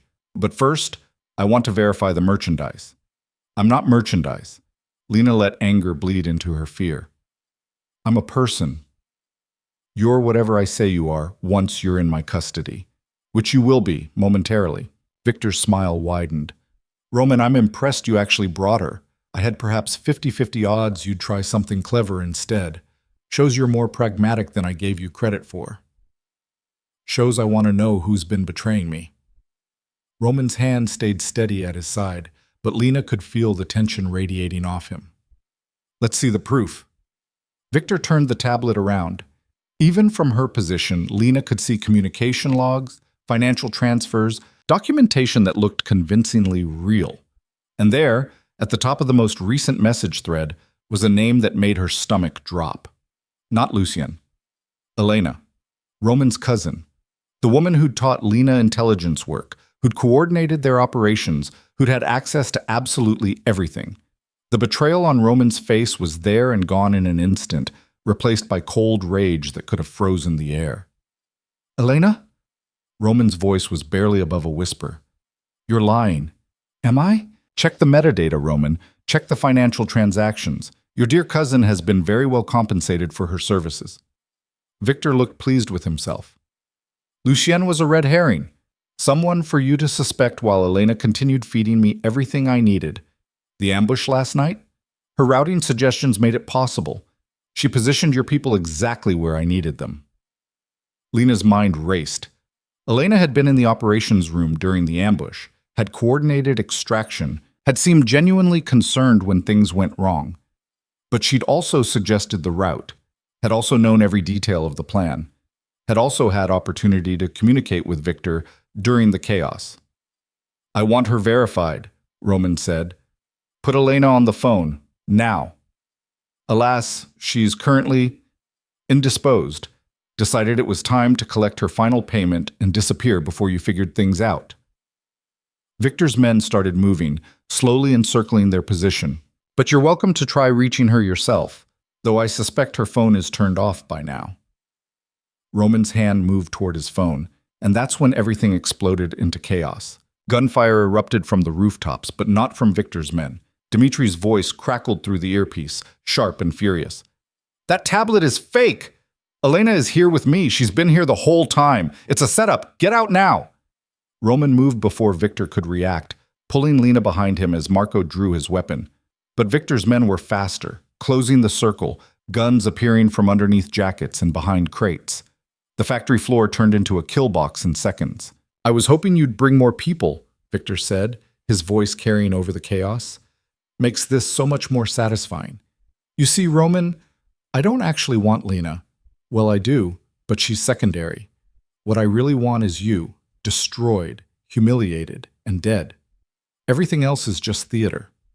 More of Victor's people emerged from the shadows, at least 20 armed men flooding into the space. The 8 Victor had shown initially had been bait, just like the fake evidence about Elena. Lena's heart hammered as she calculated angles, exits, the impossible math of surviving when they were outnumbered 4-1. Roman's hand found hers squeezed once. The message was clear. Stay close, stay alive, trust me. Then the lights went out. The factory plunged into darkness, broken only by muzzle flashes and the emergency lights from the portable generators. Elena's voice came through the earpiece, cold and professional. Cutting their communications now. Roman, northwest corner, service door. Dimitri's covering your exit. They ran. Marco laid down suppressing fire while Roman pulled Lena through the darkness, navigating by memory and instinct. Bullets tore through the air close enough that Lena felt the displacement against her skin. Someone screamed behind them, the sound cut short by more gunfire. The service door exploded inward as Dmitri kicked it open from the outside, his rifle already tracking targets. "Move! I've got 6 more coming around the east side." They burst into the alley, and Lena saw the full scope of what Roman had actually planned. There were at least 30 people in DeLuca colors positioned throughout the surrounding buildings, and they'd all opened fire simultaneously. Victor's ambush had walked into a bigger ambush, and the warehouse district had turned into a war zone. "Elena, where's Victor?" Roman's voice was steady despite running full speed. "Still inside the factory, 3rd floor. He went up when the shooting started, probably heading for the roof extraction." Elena's typing was audible through the comm. "But Roman, there's something else. I've been tracking Lucian's phone. He's here, in the building directly east of your position." They skidded around a corner, and Lena saw Lucian standing on a fire escape 2 stories up, phone to his ear, watching the chaos below with an expression that made her blood run cold. Not fear. Satisfaction. He was smiling. Roman saw him at the same moment. Their eyes met across the distance, and Lucien's smile widened into something grotesque. He raised his phone, showed them the screen. Lena was too far away to read it, but Roman's entire body went rigid. "He's got a detonator," Marco said, breathing hard. "Boss, the factory is rigged. He's going to blow it with our people still inside." Lucian's voice carried down to them, theatrical and proud. "Did you really think Victor was the only one playing chess, Roman? I've been planning this for 2 years. Every operation, every decision, every person you trusted. I've been 3 steps ahead the entire time. Victor was just a convenient partner, but this is my endgame." "Why?" Roman's voice cracked with something raw. 8 years, Lucian. I trusted you with everything. And that was your mistake. You gave me access, taught me how the Empire works, showed me every weakness in your armor. Then you kept me as your second forever, never quite trusting me enough for real power. Did you know your father promised me a full partnership? Before he died, he told me I'd earned it. But then you took over and decided I hadn't earned anything, that I needed to prove myself over and over while you sat on a throne I helped build. Lucian's finger hovered over the detonator. So I found someone who appreciated my talents, someone who understood that loyalty should be rewarded, not taken for granted. Victor doesn't reward loyalty. He uses people and disposes of them. Roman's hand was steady on his gun, but Lena could see the calculation in his eyes. Too far for a clean shot, too risky with the detonator. Then I'll dispose of him after I dispose of you. I've already got half his operation ready to flip the moment he's dead. Did you think I was actually loyal to him either? You both underestimated me. You both thought I was just a competent administrator, a useful tool. Neither of you saw that I was the one really running things. Lena's mind raced. Lucian was too far for Roman to shoot, but he wasn't too far for her.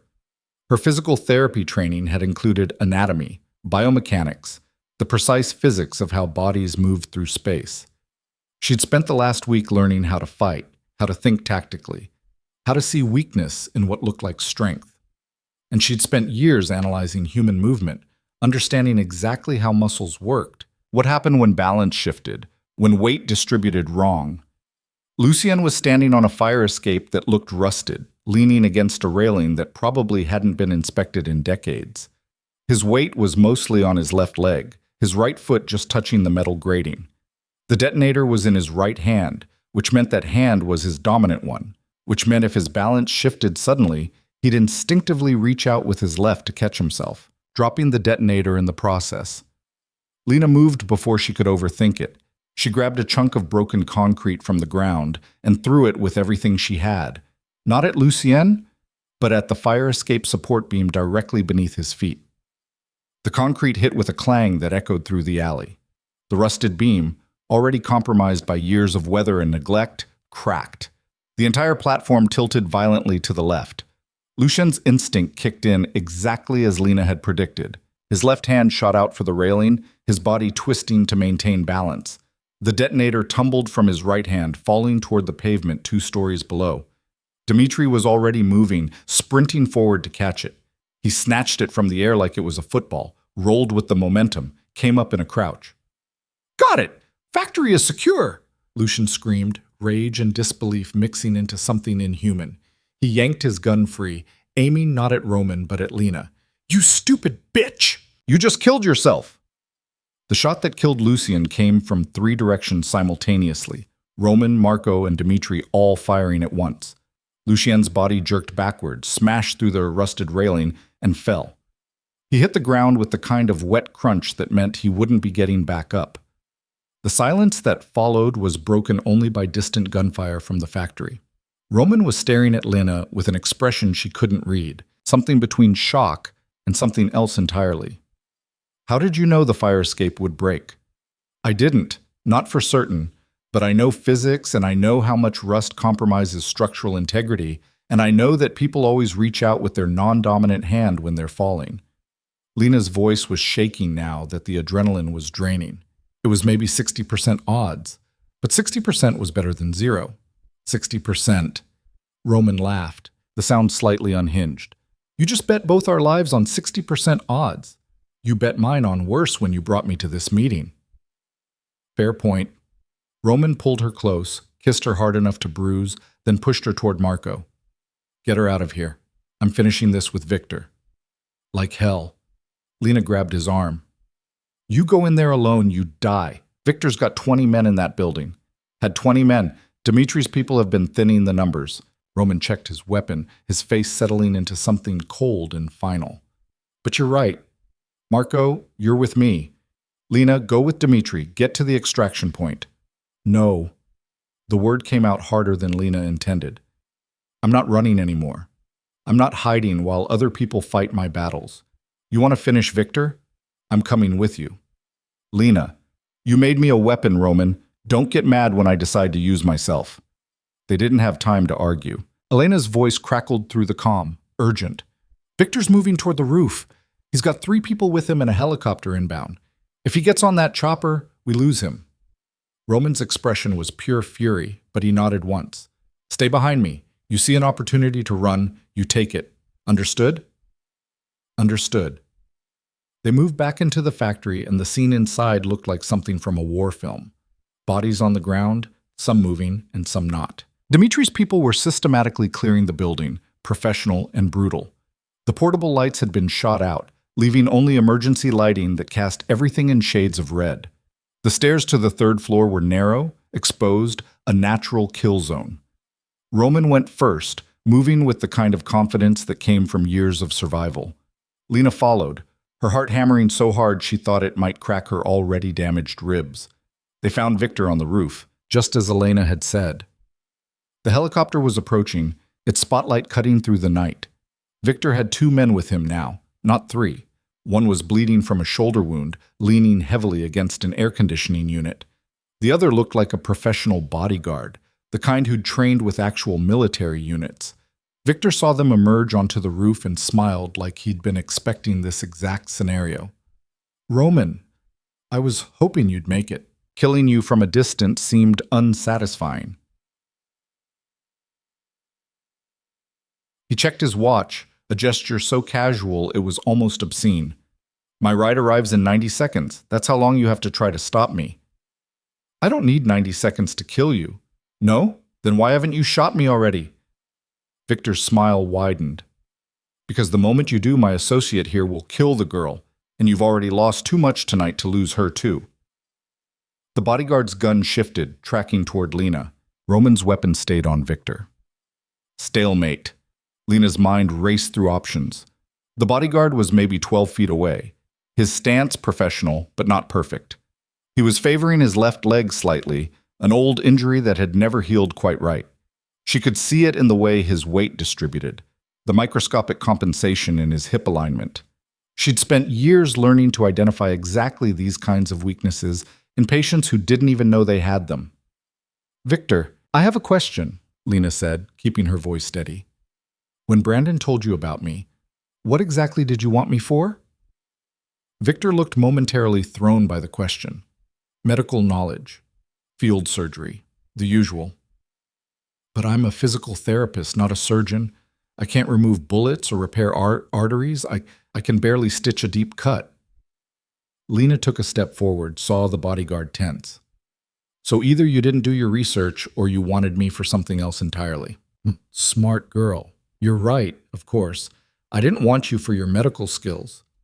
Victor's expression shifted into something uglier. I wanted you because taking you from Brandon for $30,000 would establish a price point. Other men with debts would see that selling their girlfriends, wives, daughters was an option. Creating that market, controlling it, that's worth far more than one physical therapist. The casual evil of it made Lena's stomach turn. So I was never about medical knowledge. I was about creating a trafficking pipeline. Such an ugly word. I prefer alternative debt resolution. Victor checked his watch again. 60 seconds. This has been fascinating, but my helicopter's almost here. Lena looked at Roman, saw the fury in his eyes, the calculations running behind them.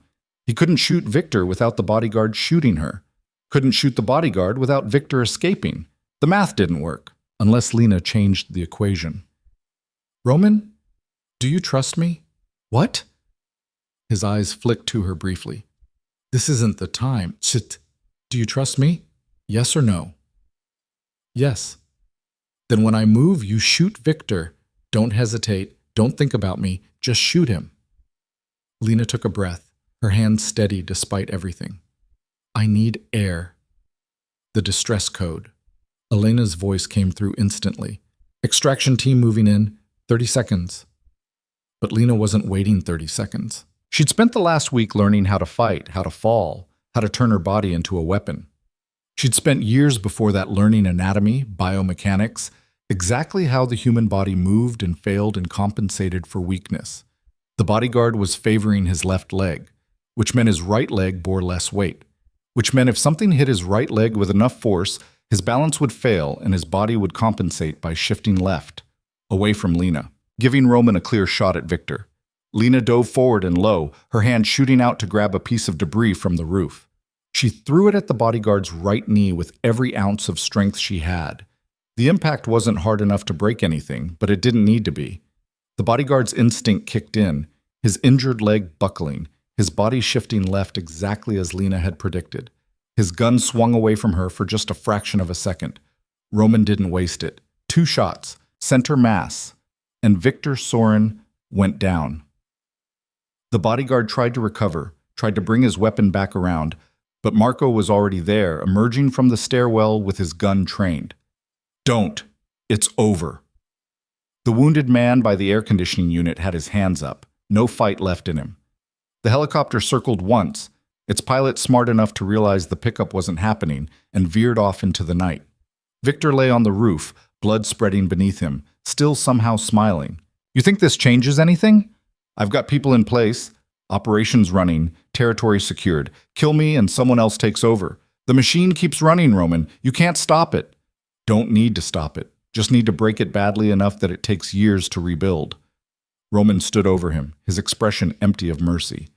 You wanted to create a market trafficking women? Congratulations. You just became the cautionary tale about what happens when you try. Victor's smile faded as he realized he was actually dying. You're no better than me. You think you're noble, protecting people. But you're still a criminal, still a killer. What's the difference between us? Roman looked at Lena, and something in his expression softened. The difference is, I know exactly what I am.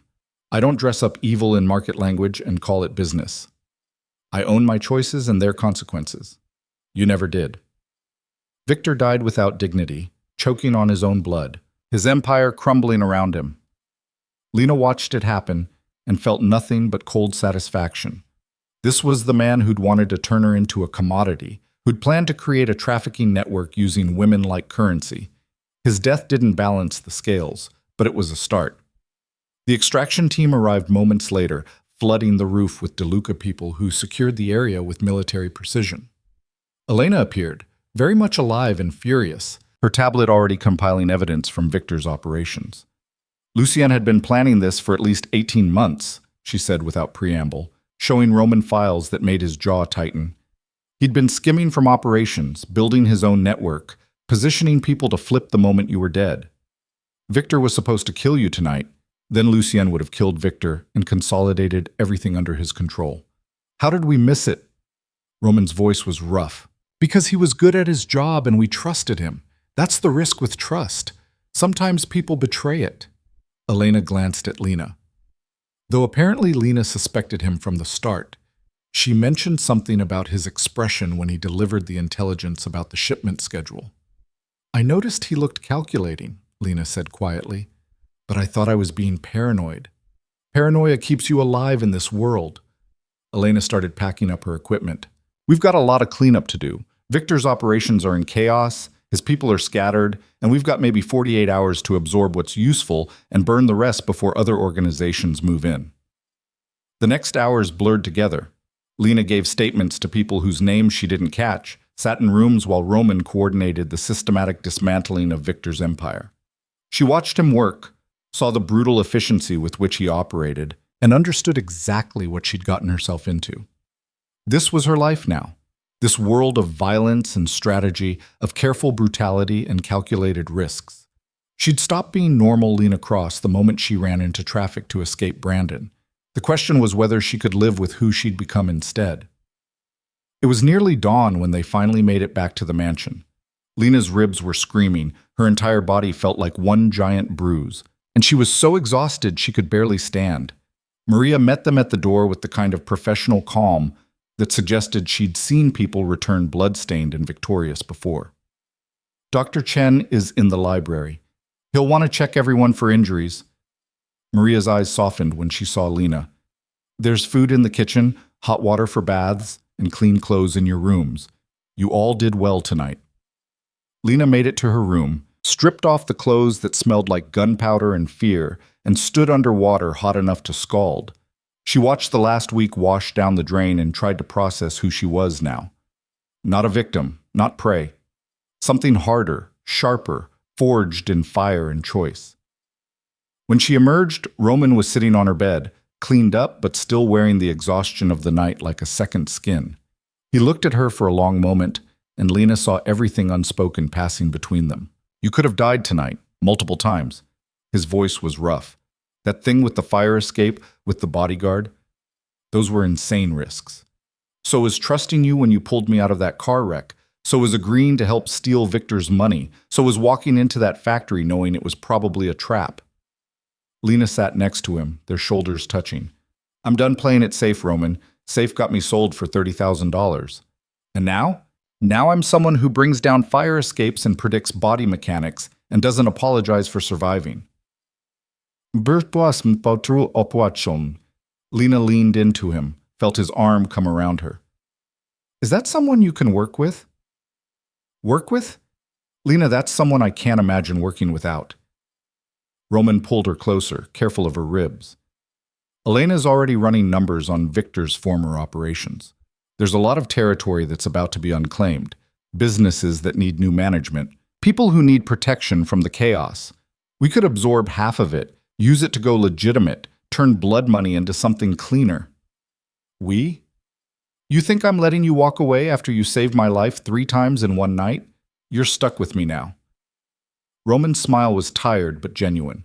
Unless you want out, the offer stands. You can walk away, relocate anywhere, start over with enough money to never worry again. I'd make sure you were safe, that Victor's remaining people couldn't find you. You could go back to being normal. Lena thought about it. Really thought about it. She could leave, start fresh, become someone new in a city far from this violence and chaos. Go back to physical therapy, find a quiet life, pretend the last week had never happened. But the woman who would have chosen that life had died in a car crash on Park Avenue. The woman who existed now had thrown concrete at fire escapes and predicted bodyguard biomechanics and watched a crime lord bleed out without flinching. I don't want normal. I want this, whatever this becomes. Lena turned to face him directly. But I have conditions. Of course you do. We go legitimate, not all at once, but systematically. Use Victor's territory to build something that actually helps people instead of exploiting them. Community centers, clinics, housing projects, things that make the neighborhoods we control actually better. Lena's voice was steady. I'm not going to be part of an organization that creates trafficking markets or destroys lives for profit. If we're doing this, we're doing it with something resembling honor. Roman studied her for a long moment. You realize that makes us more vulnerable? That legitimate businesses have regulations and oversight and all the complications that criminal enterprises avoid? Good. Complications mean accountability. I can live with that. My family has run criminal operations for 3 generations. Then maybe it's time for the 4th generation to be different. Lena held his gaze. I'm not asking you to become a saint, Roman. I'm asking you to become someone who builds instead of just taking, someone your sister Elena would have been proud of. The mention of his sister made something shift in Roman's expression. He was quiet for a long time, and Lena wondered if she'd pushed too far, demanded too much. 6 months, he said finally. Give me 6 months to stabilize what we took from Victor, to secure the transitions, to make sure we're not vulnerable while we shift operations. Then we start the legitimization process. Slowly, carefully, but actually doing it. I can work with 6 months, and you stay, officially. Not as someone I'm protecting, but as my actual partner. Equal say in decisions, equal access to operations, equal everything. Roman's hand found hers. I don't do things halfway, Lena. If you're in, you're all the way in. Then I'm all the way in. They sealed it with a kiss that felt like a promise and a threat and a beginning all at once. Lena had walked into Roman's world broken and terrified, had been forged by violence and choice into something she barely recognized. But that unrecognizable person felt more real than anyone she'd been before. The next 6 months were a blur of transformation. They absorbed Victor's territory systematically, offering his former employees choices: work for the DeLucas under new rules or find employment elsewhere. The ones who chose violence over adaptation were removed, professionally and permanently. The ones who wanted something different became part of something that started looking less like a crime syndicate and more like an actual business empire. Lena threw herself into the work with the same intensity she'd brought to her physical therapy degree. She learned finance from Elena, strategy from Roman, how to read people from Maria. She worked alongside Dr. Chen to establish clinics in neighborhoods that had never had adequate health care, fought with city bureaucrats to get permits for housing projects, turned blood-stained warehouses into community centers that actually served communities. It wasn't clean. It wasn't simple. There were setbacks and complications and moments when Lena wondered if she was just putting a prettier face on the same ugly machinery. But slowly, measurably, things changed. The territories the DeLucas controlled became safer. Not perfect, but better. Businesses thrived instead of being bled dry. People stopped disappearing. The violence that had defined these neighborhoods for generations started to recede, replaced by something that looked almost like hope. Roman watched Lena work with an expression that shifted from surprise to respect to something deeper. She caught him staring sometimes when she was elbow-deep in blueprints for a youth center or arguing with contractors about building codes, and the look on his face made her chest tight with feelings she wasn't quite ready to name. They didn't talk about the future beyond the immediate next steps, didn't discuss what came after the 6-month deadline, after the transition to legitimate operations was complete. It felt safer to focus on the work, on the tangible changes they could measure and control. But the future came for them anyway, the way futures always do. Lena discovered she was pregnant 3 weeks before the 6-month deadline. She stared at the positive test in the mansion's bathroom, her hands shaking, her mind racing through implications. A child, Roman's child, born into a world that was transitioning from criminal empire to something cleaner but still carried all the weight of its history. She told him that night in his study, where they'd had so many late conversations about strategy and morality and the impossible calculus of trying to build something good from violent foundations. I'm pregnant. Roman looked up from the contract he'd been reviewing, his expression going through a complicated journey of shock and something else before settling on careful neutrality. Are you sure? 3 tests, all positive. I'm probably about 8 weeks along. Lena sat across from him, her hands clasped to keep them steady. I know this complicates everything. The timing is terrible. The situation is impossible. And I completely understand if I what? Run? Pretend it's not mine? Suggest you handle it privately? Roman's voice was sharp. What exactly do you think I am, Lena? I think you're someone who didn't plan on having a family while trying to transform a criminal organization into legitimate businesses. No, I didn't plan on it. But I also didn't plan on you crashing into my car or taking down fire escapes with 60% odds or becoming the most important person in my life. Roman moved around the desk, pulled her to her feet. This isn't a complication. This is just what happens when people build something real instead of just strategic. You want this? Lena heard the vulnerability in her own voice. Hated it, couldn't hide it. I want you. I want whatever future we're building. If that future includes a child, then that's what we figure out together. Roman's hands framed her face. But you need to decide what you want, Lena. Not what I want, not what's strategic or convenient. What do you actually want? Lena thought about the woman she'd been before the crash. That woman had wanted normal, safe, predictable. That woman would have been terrified of bringing a child into this world of violence and transformation. But the woman she'd become wanted something different. Wanted to prove that people could change, that empires built on blood could transform into something better, that children born into complicated legacies could become something their grandparents never imagined. I want this. The child, the life we're building, all of it, even though it's terrifying and complicated and probably insane. Then that's what we do. They told Elena first because she'd become Lena's closest ally in the transformation work. She cried, actual tears, and hugged Lena hard enough to hurt. Roman's father would have lost his mind with joy, Elena said, wiping her eyes. He always wanted grandchildren, wanted the family to continue. This would have meant everything to him. Even though we're dismantling everything he built? Especially because of that. He was a complicated man, but he loved this city, loved the people in it. If he could see what you're turning his empire into, he'd be proud. Elena smiled. My cousin Elena would have loved you too. She always wanted Roman to find someone who challenged him, who didn't just follow orders. You're exactly what this family needed. The news spread through the organization like wildfire. Maria started knitting immediately, producing tiny sweaters and blankets at an alarming rate. Dmitri began installing additional security throughout the mansion, muttering in Russian about protecting future generations. Even Marco, usually stoic to the point of being stone-faced, cracked a smile and offered congratulations. Lena worked through her first trimester while simultaneously overseeing the completion of their first fully legitimate business acquisition, a medical supply company that they could use to funnel resources to the clinics she'd established. Morning sickness made negotiations interesting, but she learned to keep crackers in her briefcase and push through. Roman became impossibly protective, which Lena found both endearing and infuriating. He wanted her to stop working, to rest, to let other people handle the stress of transformation.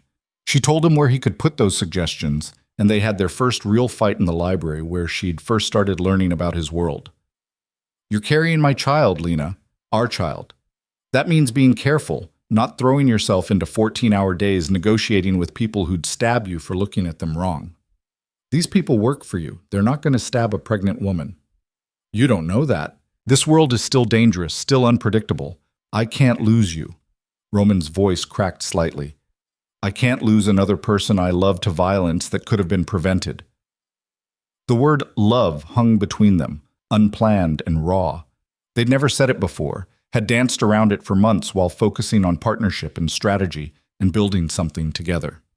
Hearing it now, in the middle of a fight about her working schedule, felt both perfectly wrong and perfectly right. You love me.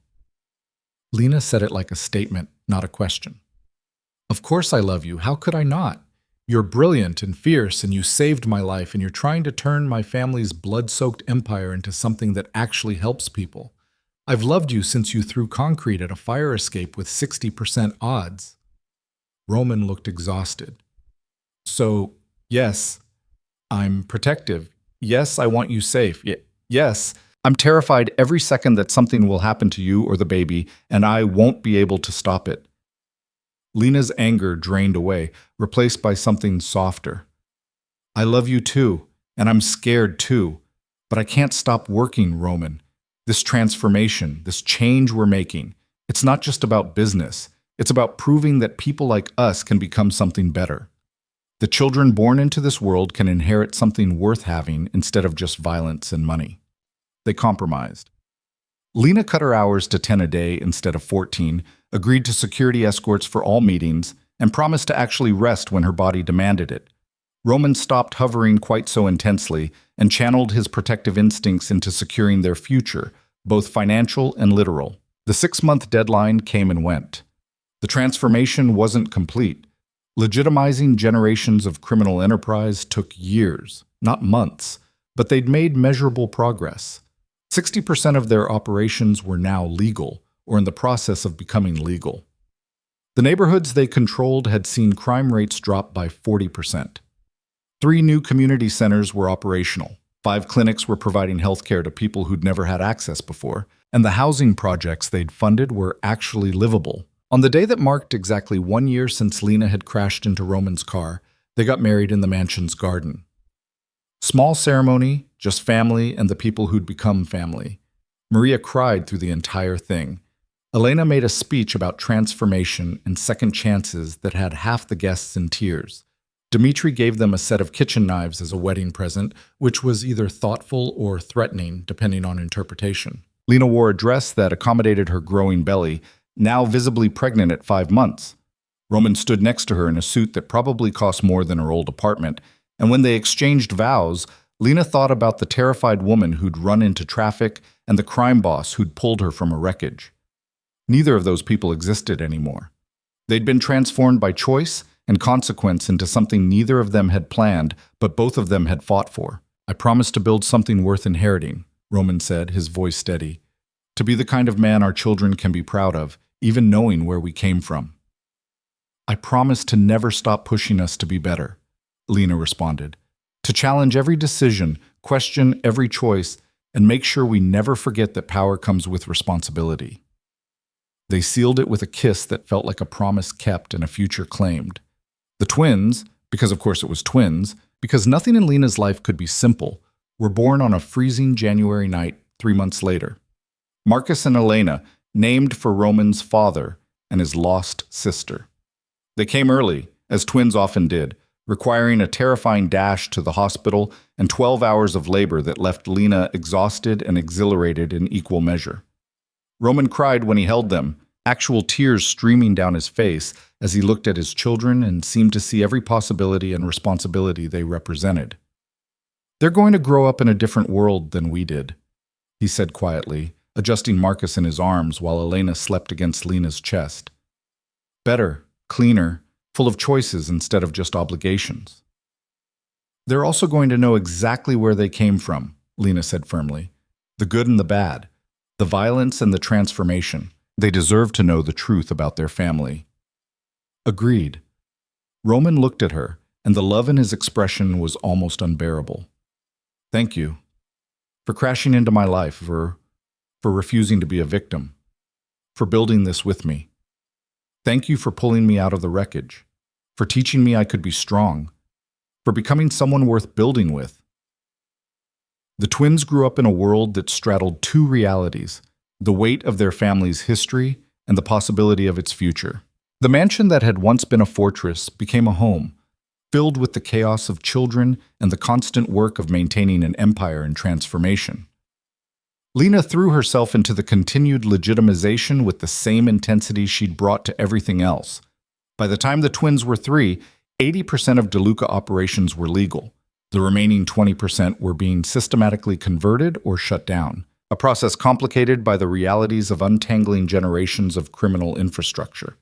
But they did it, slowly, imperfectly, but actually doing it.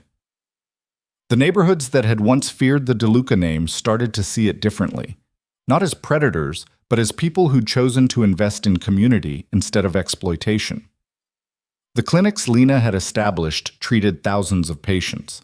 The community centers Roman funded became safe spaces for kids who'd never had them. The housing projects they'd built provided stable homes for families who'd been trapped in cycles of poverty. It wasn't perfect. There were still complications, still moments when the old violence threatened to resurface, still people who couldn't believe the DeLucas had actually changed. But the evidence was harder to deny with each passing year. On Marcus and Elena's 5th birthday, Lena stood in the garden where she'd married Roman and watched their children play with other kids from the neighborhood. A mix of backgrounds and circumstances that would have been impossible in the old territorial days. Maria's grandchildren were there, alongside children whose parents worked in the legitimate businesses they'd acquired, alongside kids from the community centers who'd been invited because every child deserved birthday cake and celebration.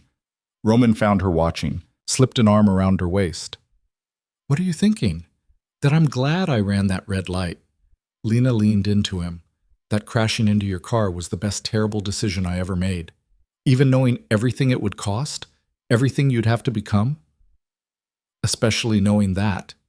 The woman I was before would have been terrified of this life, but she also would have stayed with Brandon, would have let fear control her choices, would have survived instead of actually living." Lena turned to face him. "I don't miss her. I don't want to be her again." "Good, because I'm quite fond of who you became instead." They watched their children play, watched the future they'd built from wreckage and choice, and the impossible belief that people could change if they wanted it badly enough. The DeLuca Empire had been transformed from criminal enterprise into something that actually improved the world, one clinic and community center and conscious choice at a time. It wasn't a fairy tale. There were still complications, still struggles, still moments when the weight of their history threatened to drag them backward. But they'd proven something important, that people weren't defined by where they started, but by what they chose to become. That empires built on violence could be transformed into forces for good. That love could survive and even thrive in the spaces between who you were and who you decided to be. Lena Cross had run into traffic to escape a man who saw her as property, had crashed into a crime boss's car, and had somehow turned that disaster into a life worth living. She'd become a weapon when the world tried to make her a victim, had challenged a criminal empire to become something better, and had built a family from the ruins of everything she'd thought her life would be. She wouldn't change a single moment of it. The twins called for their parents, wanting them to join the games, and Lena and Roman went together, hand in hand, into the future they'd fought for. A future built on transformation and choice, on the radical belief that people deserved better than what they'd been given, and on the understanding that sometimes the worst moments of your life were actually the beginning of something impossibly good. Behind them, the mansion stood solid and permanent, a fortress that had become a home. Around them, the city continued its endless rhythm, full of people making choices and facing consequences and trying to build something better from whatever materials they had. And ahead of them, Marcus and Elena laughed and played, innocent of the violence that had preceded their birth, but growing up in a world shaped by their parents' determination to be different, to be better, to prove that transformation was always possible if you were brave enough to choose it. Lena had chosen it. Every day, she kept choosing it. And in those choices, she'd found something more valuable than safety or normalcy or any of the things she'd thought she wanted. She'd found herself.